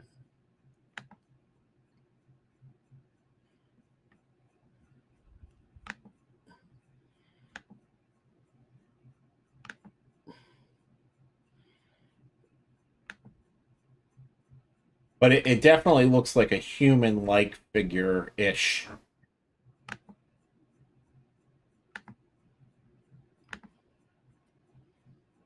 Of our Blessed Mother, they were also accompanied by holy fragrances, miracles of conversion and healing. And one thing that was rather distinct to this apparition, the appearance of luminous white doves, which would, as the witnesses confirm, fly in formation around the Coptic Church and our Blessed Mother. And some describe them as large enough to be angels. In this apparition of our Blessed Mother, was not static like a picture, but she appeared as a living, breathing mother of everyone. She was seen to move from place to place. She was described as moving naturally, where her clothing would flow, as well as natural movements of the body. She would kneel and pray in front of the cross atop the Coptic church. She would smile and bless the crowd. At first, the apparitions at Zaytun, when they occurred, the reason for them were unclear. And these are apparitions where there's no seer, there's no message. But today, the reason for them, and their importance, is strikingly obvious. As I mentioned, these apparitions began April 2nd, 1968. That's a good-looking church. What other significant event occurred in April 1968? It was the enactment of a law in England for the legalization of abortion. And understand why these are of particular importance is we need to understand the tradition and the framework of Zaytun, how it fits in. So at Zaytun, tradition has it that our Holy Family stopped there for comfort and rest as they fled to Egypt from the slaughter of the innocents perpetrated by Herod. This slaughter of the innocents was the reason and the impetus for the Holy Family stopping at Zaytun. And the slaughter of the innocents that started in England with the legalization of that illicit and vile law is the impetus for these apparitions at Zaytun.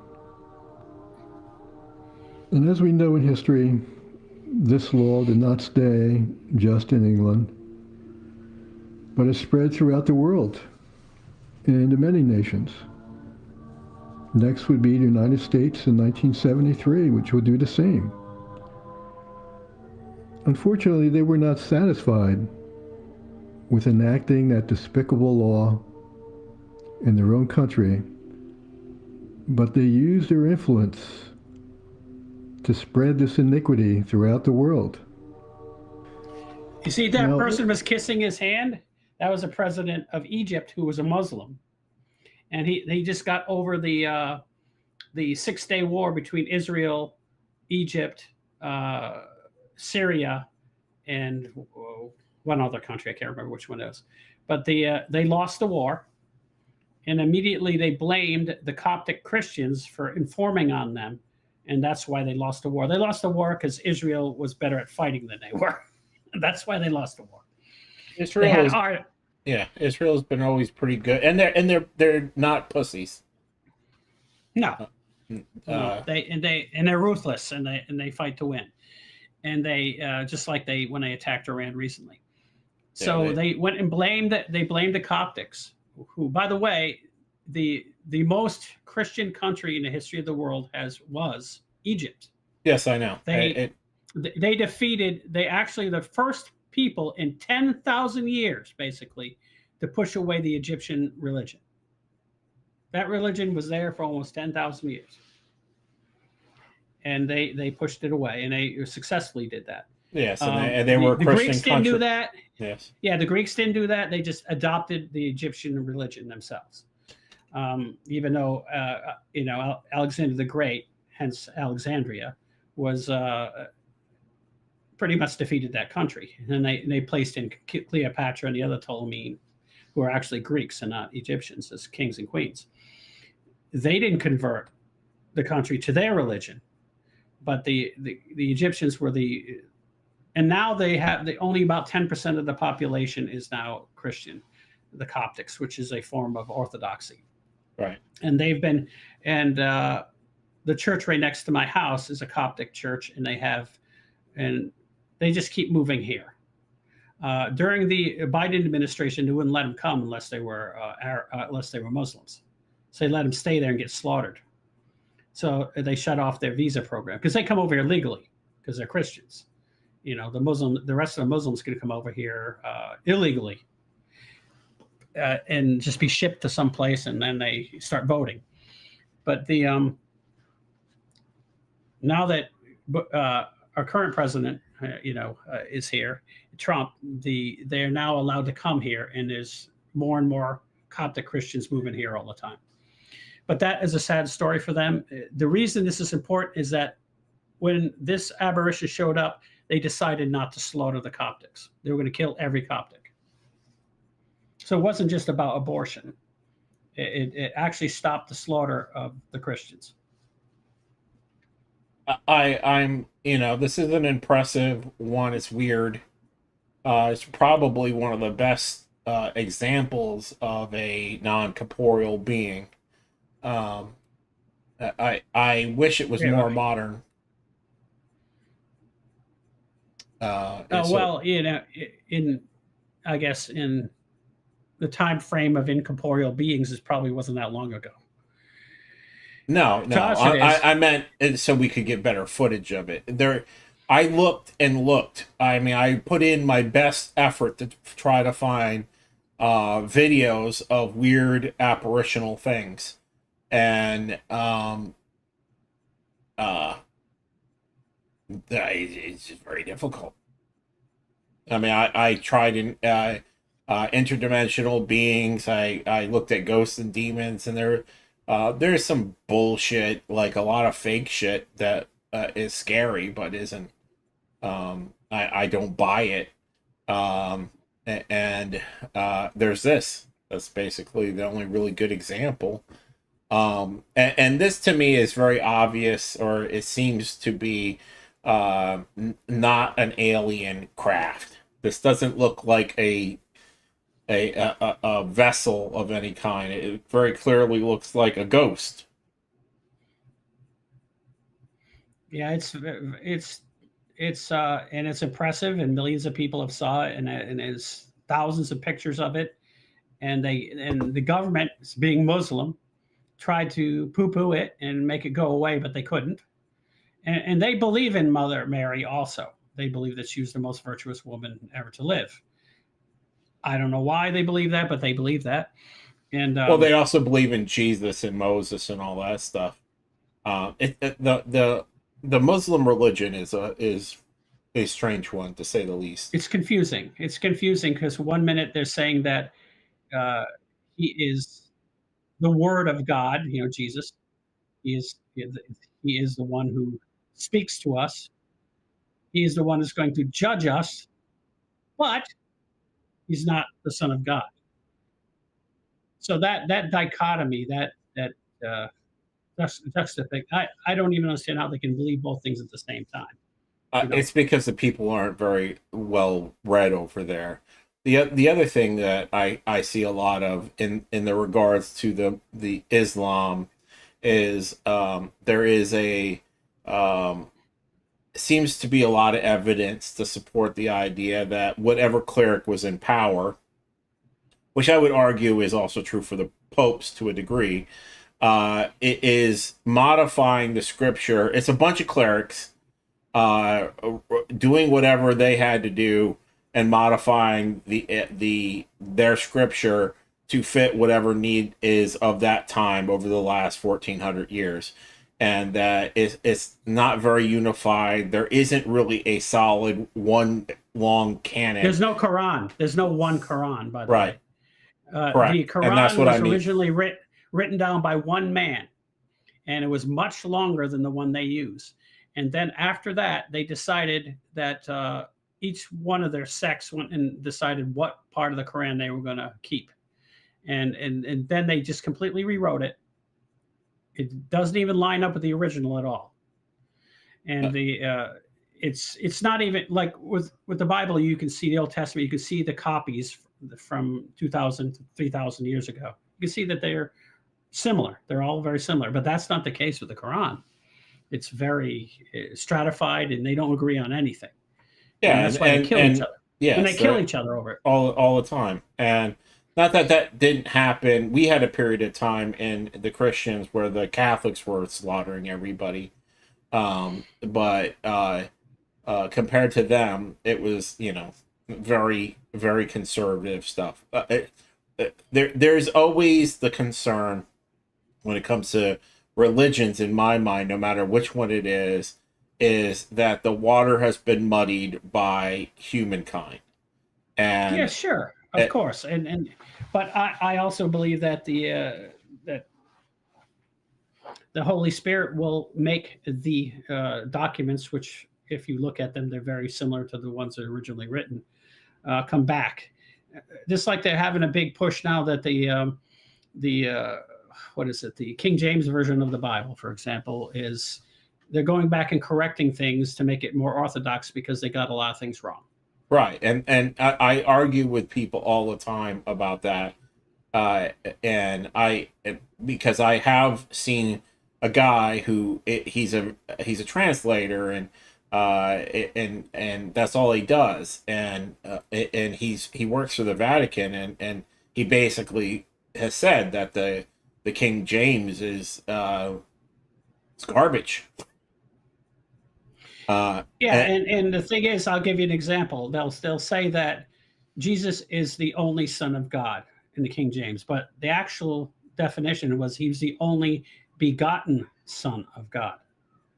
Begotten means is of one essence of the Father and was part of him, where a son means a created son, like the angels or you and I, we're all created. And we're not part of the, of God himself. And the Bible says distinctly that it's a begotten son in the Orthodox version, and the King James just changed it. And that's a big deal. Then he just becomes another dude.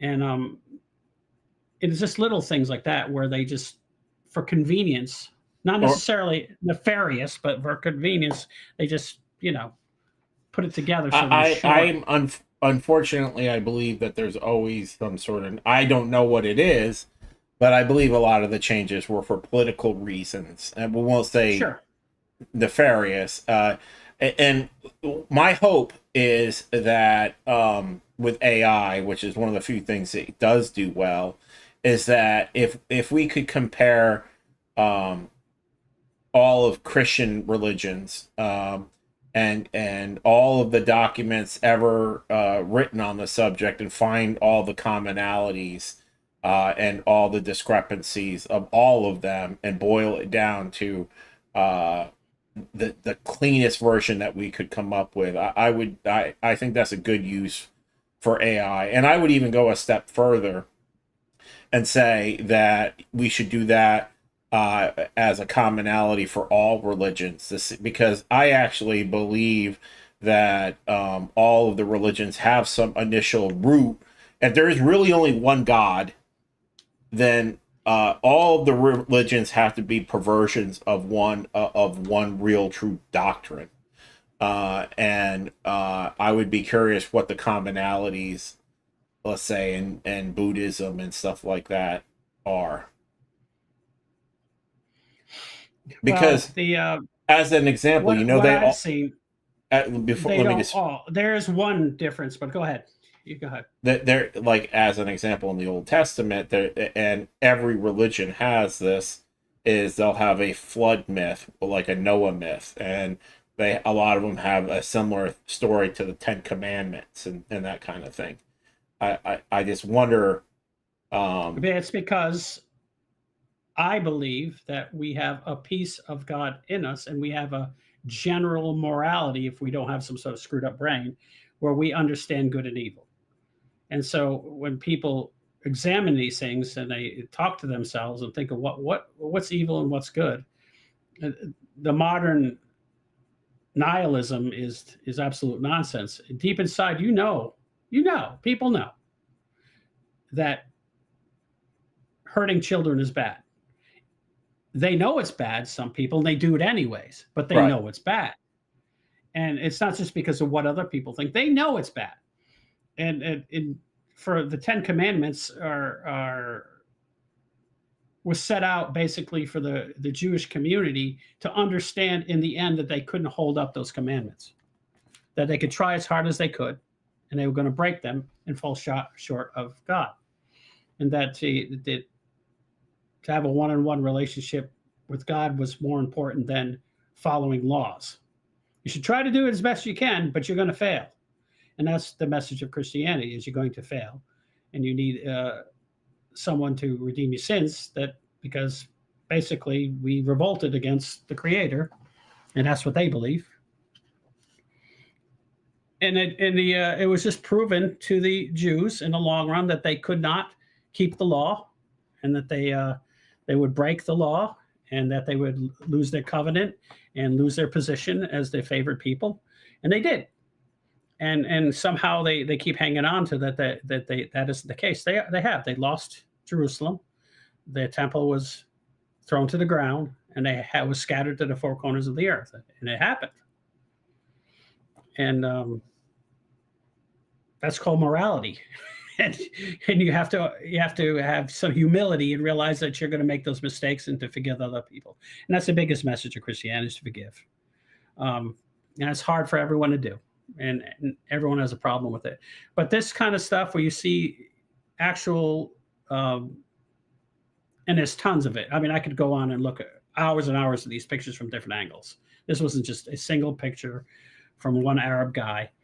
We're talking thousands of people took pictures and millions of people viewed it, and it was for 3 years. But the British and the United States didn't want to talk about it. Well, I'm not sure why we're like that. There's a lot of weird things. Anything that seems to prop up humanity and provide clarity or freedom to Americans in particular, or the West in general. It's like we're being punished for something. We got to be on top. Punished because we're on top, and if we're not, and we are very less so than in the past. We are a fairly moral nation, and I've lived in other countries, and I can tell you, as a matter of fact, they're not, and it's a very frustrating deal. Everything is corrupt in the other countries.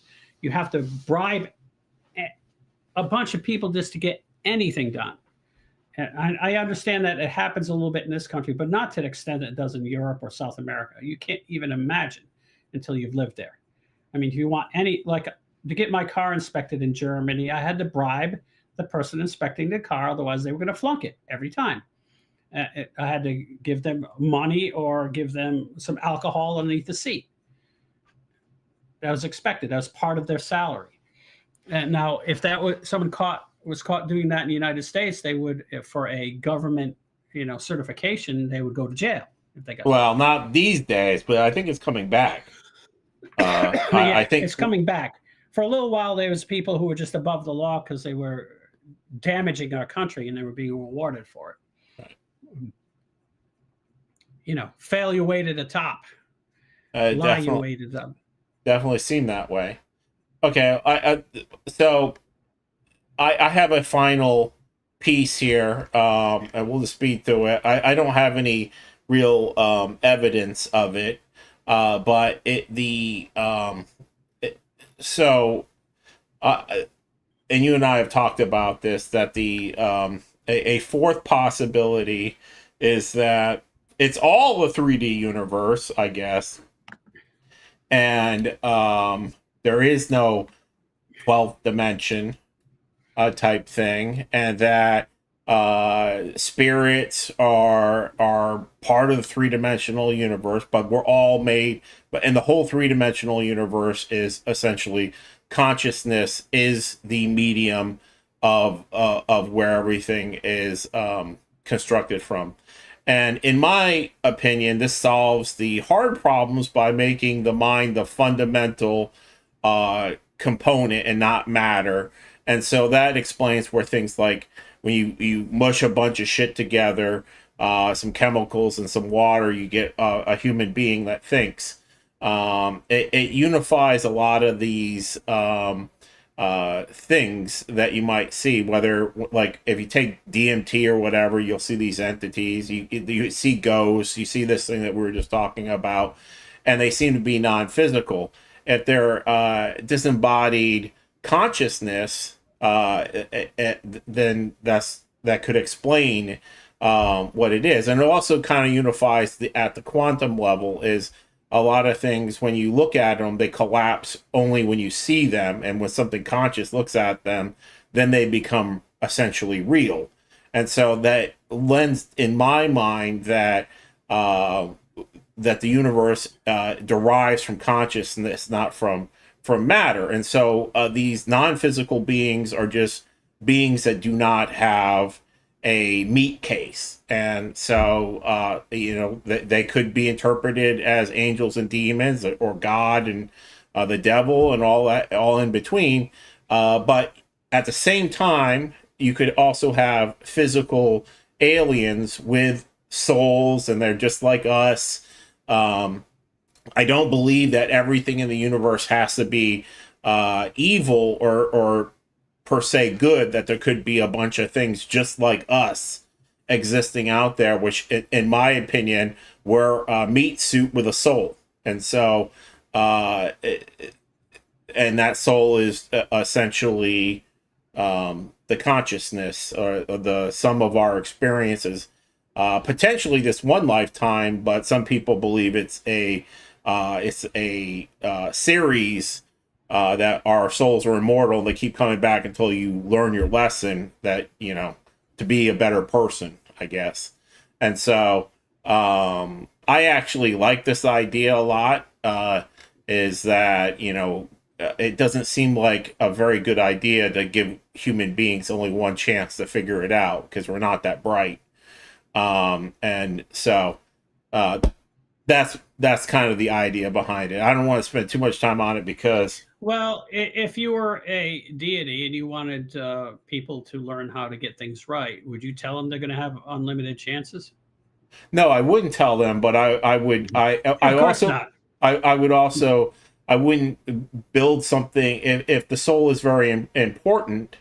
And when you look at the universe, everything else gets recycled back over and over again. It seems like, why wouldn't a soul? If you recycle, then you start from scratch. Well, I meant I meant reused. I suspect that I do believe that you could end up destroying your soul, or you could, and I think that explanation is why we see a bunch of, or you could severely damage your soul. I also think that you could have just gotten to the point where you might qualify to be a soul and end up in a human body. And I think that's why we see these people who appear to be NPCs. Is I actually found it shook my worldview when I found this out, but you and I have talked a little bit about it, where a percentage of the population, apparently a big part of the population, doesn't talk to themselves.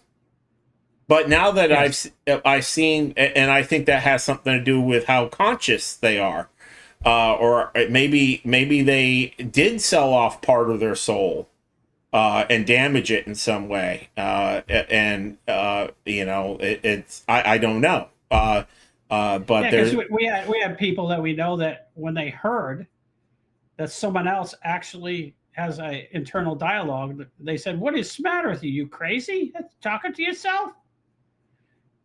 I mean, how do those people actually think? Are they just sitting in their chair and a hot dog appears in their head and they go eat one? I mean, how does that work? So I was listening to a woman. They think like a dog? They think like a dog. I actually think that certain, all the dogs I had thought in words.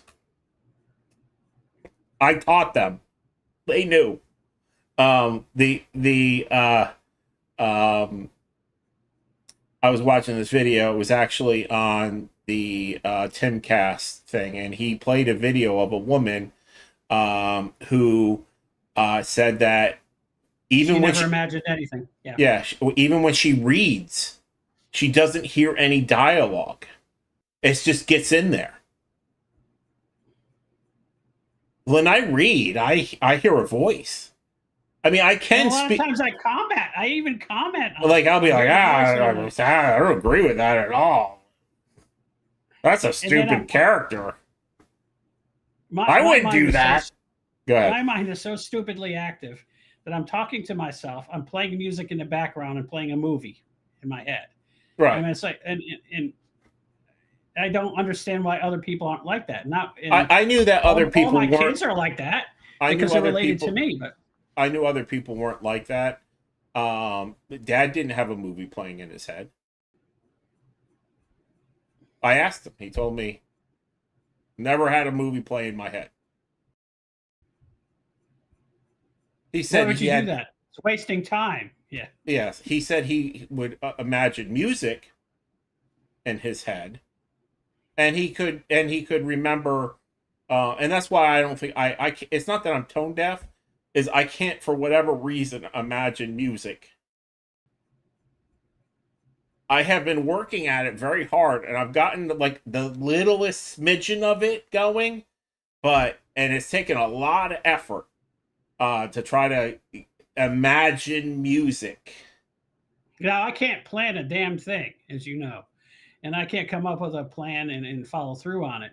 But I can actually imagine like 4 or 5 instruments playing in my head in a symphony, and then and I can sit there and then do math. Right.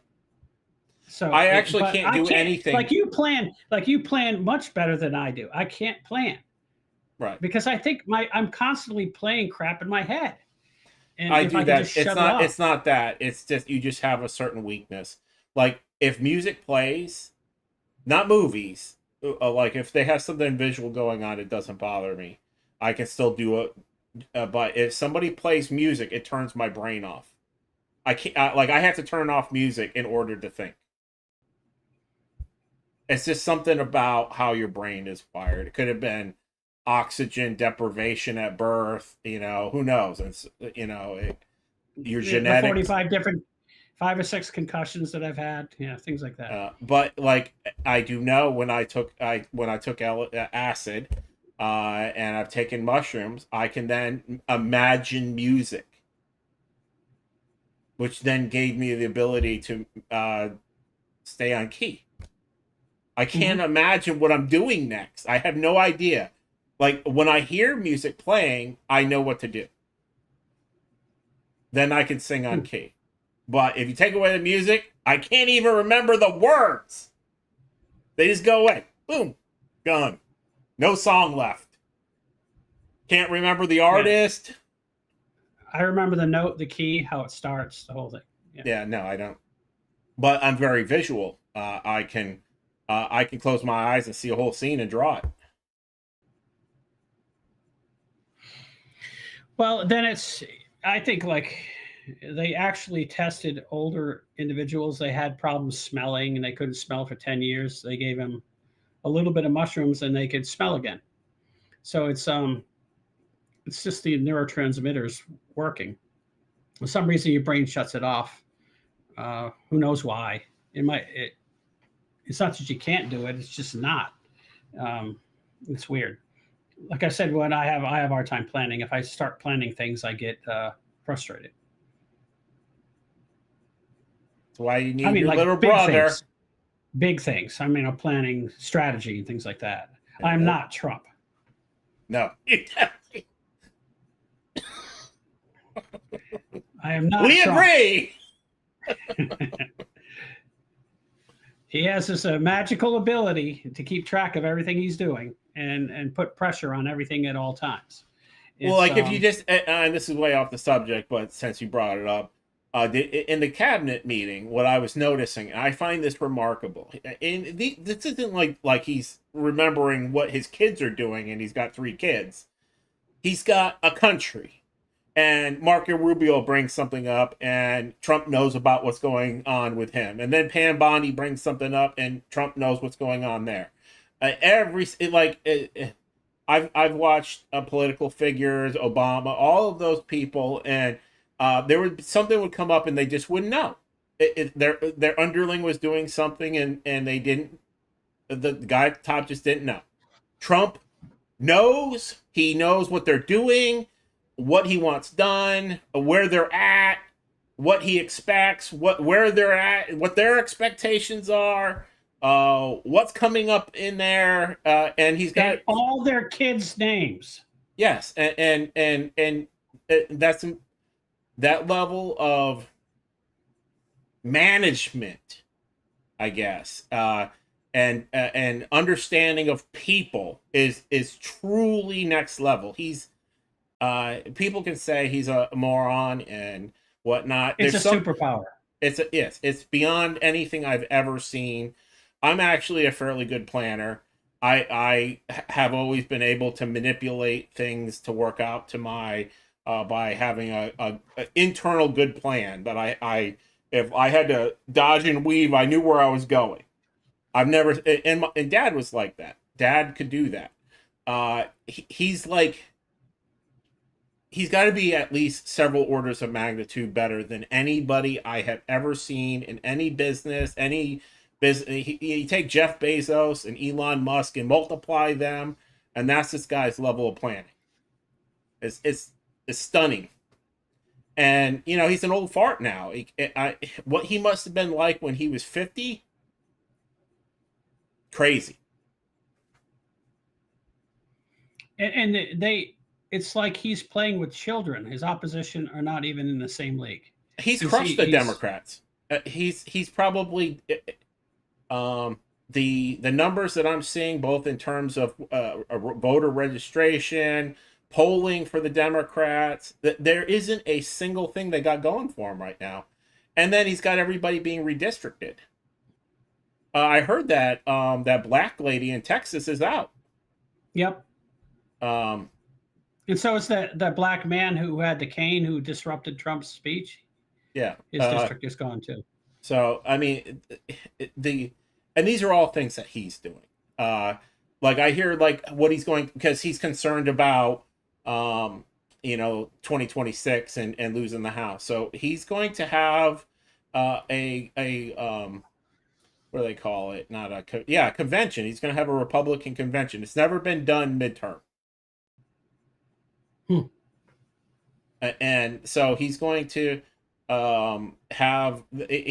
he's going to treat it like a presidential year, and he's going to spend some money and do the rah-rah and the big, all the people up on stage and get all the hoopla going, and it'll be a media circus. It seems like a small thing, but nobody's ever done it before. Fucking 250 years, we've never done it. And we just always lose. He's like, you know what? I'm just going to do it. And the amount of planning that would go into that, he's getting the, I'm not crazy about the sport, but he's got the soccer championships coming to the United States and Canada and Mexico. It's never happened before. Isn't he got the Olympics coming at the end of his term in 2028? I mean, these are all things that he did. He negotiated. And World Cup's coming in the Olympics. Yep. Yeah. So where else can they go? Everywhere else is bankrupt. Where are they gonna have it? Well, they always have it somewhere, but it's the idea that he's directly doing the heavy lifting to get these people here. My only concern is, and my downstairs neighbor is always telling me that he thinks that something bad, somebody's going to do something to him, and I every once in a while I hear rumbling about that. It bothers me because I'm paranoid. But maybe the golden lady from this Coptic church will show up and hang out above the White House. Obviously, someone showed up, because that is no way you should be still alive. No, that's the strange. Like I've said to you privately, that's the number one thing the closest thing I've ever seen to an actual miracle. A guy sitting like 100 feet away with a scope missed. I mean, the very first time I shot, it was like the freaking Matrix. He went, except in slow motion, and the guy missed him. Yes, You know, you think he would have got him like 5 other shots. I mean, he shot 5 times at him, or 7 or something, and he didn't hit it. He just missed him. It defies At logic. 100 yards with a scope, I would have put 10 shots in the middle of it. It wasn't even. It was 150 feet. It's like it's impossible. I would have thrown a stone and hit him. Yeah. Yeah, right. I mean, well, you can throw far, but you're not very accurate. It would have hit. It would have bounced up on the stage somewhere. Would have killed someone behind him, just like the guy shooting, right? Probably. And there is one side note just for you, and you should take a look at it. It's very impressive, and I might do a thing about it next week. Is Gemini came out with a new model for photo editing and doing things like logos and stuff like that. It's Gemini Flash 2.5. If you go in there and it's what's it called? Gemini what 2.5? Yeah, Flash 2.5. Flash 2.5. It's the standard model, and it's free. So if you've used Gemini, it's just the regular Gemini model, but it's now got so when you click on your prompting area, there's a little area, in the prompt, and you can, it's the tool button. You can click on deep research, create image, which is the new thing, canvas, and guided learning. Guided learning is actually pretty amazing if you haven't used it. But the new create image, it works like it's basically Photoshop.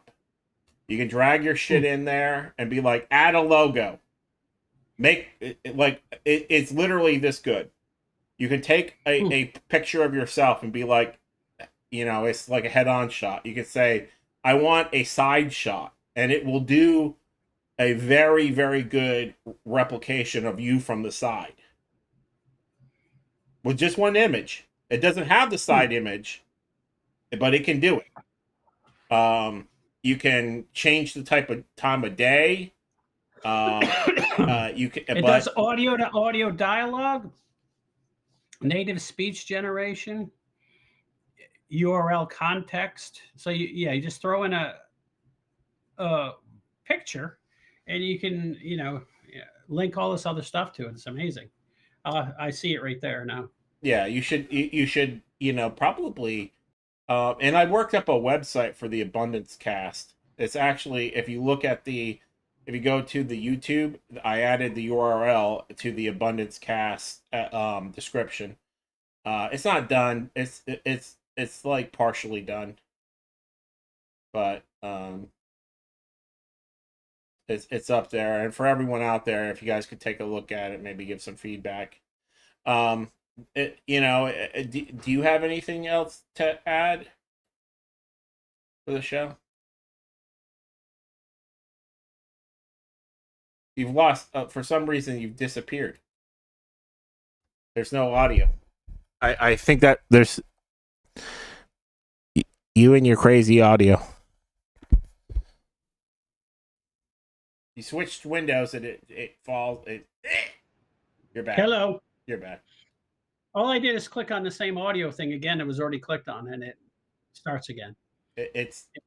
You might not have the most powerful computer. I was saying, we could do our call to action and, like, subscribe, leave a comment, be our friends. Yeah. Show us some love. Worship us. Particularly me. You can see I'm struggling. Look how small my picture is. I need all the help I can get. I got this egomaniac with this giant photo of himself all the time. Look at me! You should look at me. I am, after all, very important. I think. Like someone told me that. Your head is getting bigger. Huge. All right. Well, so that's all for this evening. Are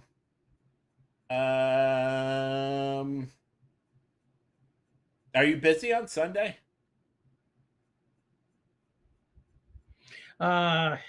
Yes, I'm usually busy on Sunday until about 2:00. Oh no, it meant Sunday evening. No, well, Sunday evening, I usually do something with my family though. But usually by the time the sun goes down, it's over with. You're gonna go to the beach again? I might. You're If it's, I think it's going to rain. You're addicted but now, that's aren't you? Well, I You're do like, oh I've my always God, liked it's pretty here. Yeah, what the issue was this last year I went down there and the beach was just a mess. It's been steadily getting better. Hopefully we don't. I mean, this has been. I mean, I went in the water and me and my kids all got stung by 1,000 jellyfish. It was terrible.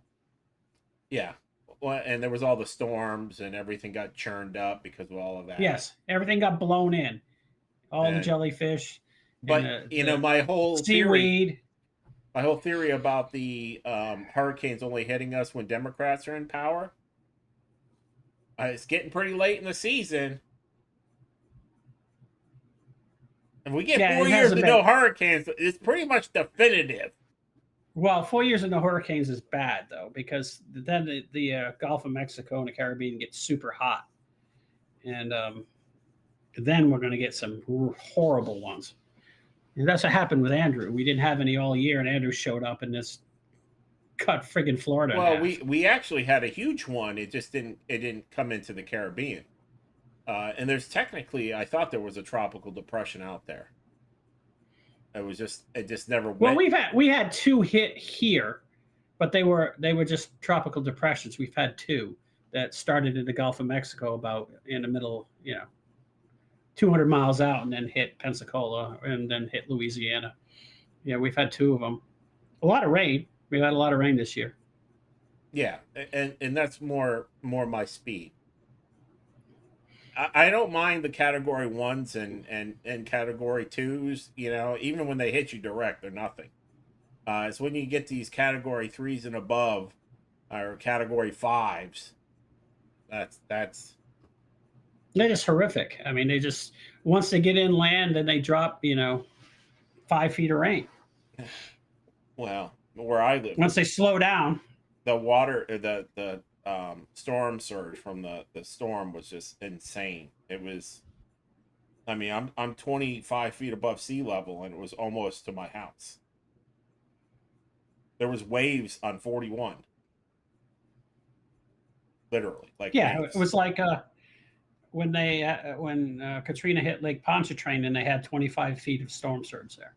Yeah. They had people who were 25 feet above Lake Pontchartrain, and the waves are hitting the bottom of their houses. Not good. All right. Well, I will give you a shout, hopefully, after I'm done with Shell and stuff on Sunday. All right. I will talk to you then. All right. Good night. It looks like it was a good show. Hopefully get a lot of people watching it later. That'd be great. Right. Have a good night.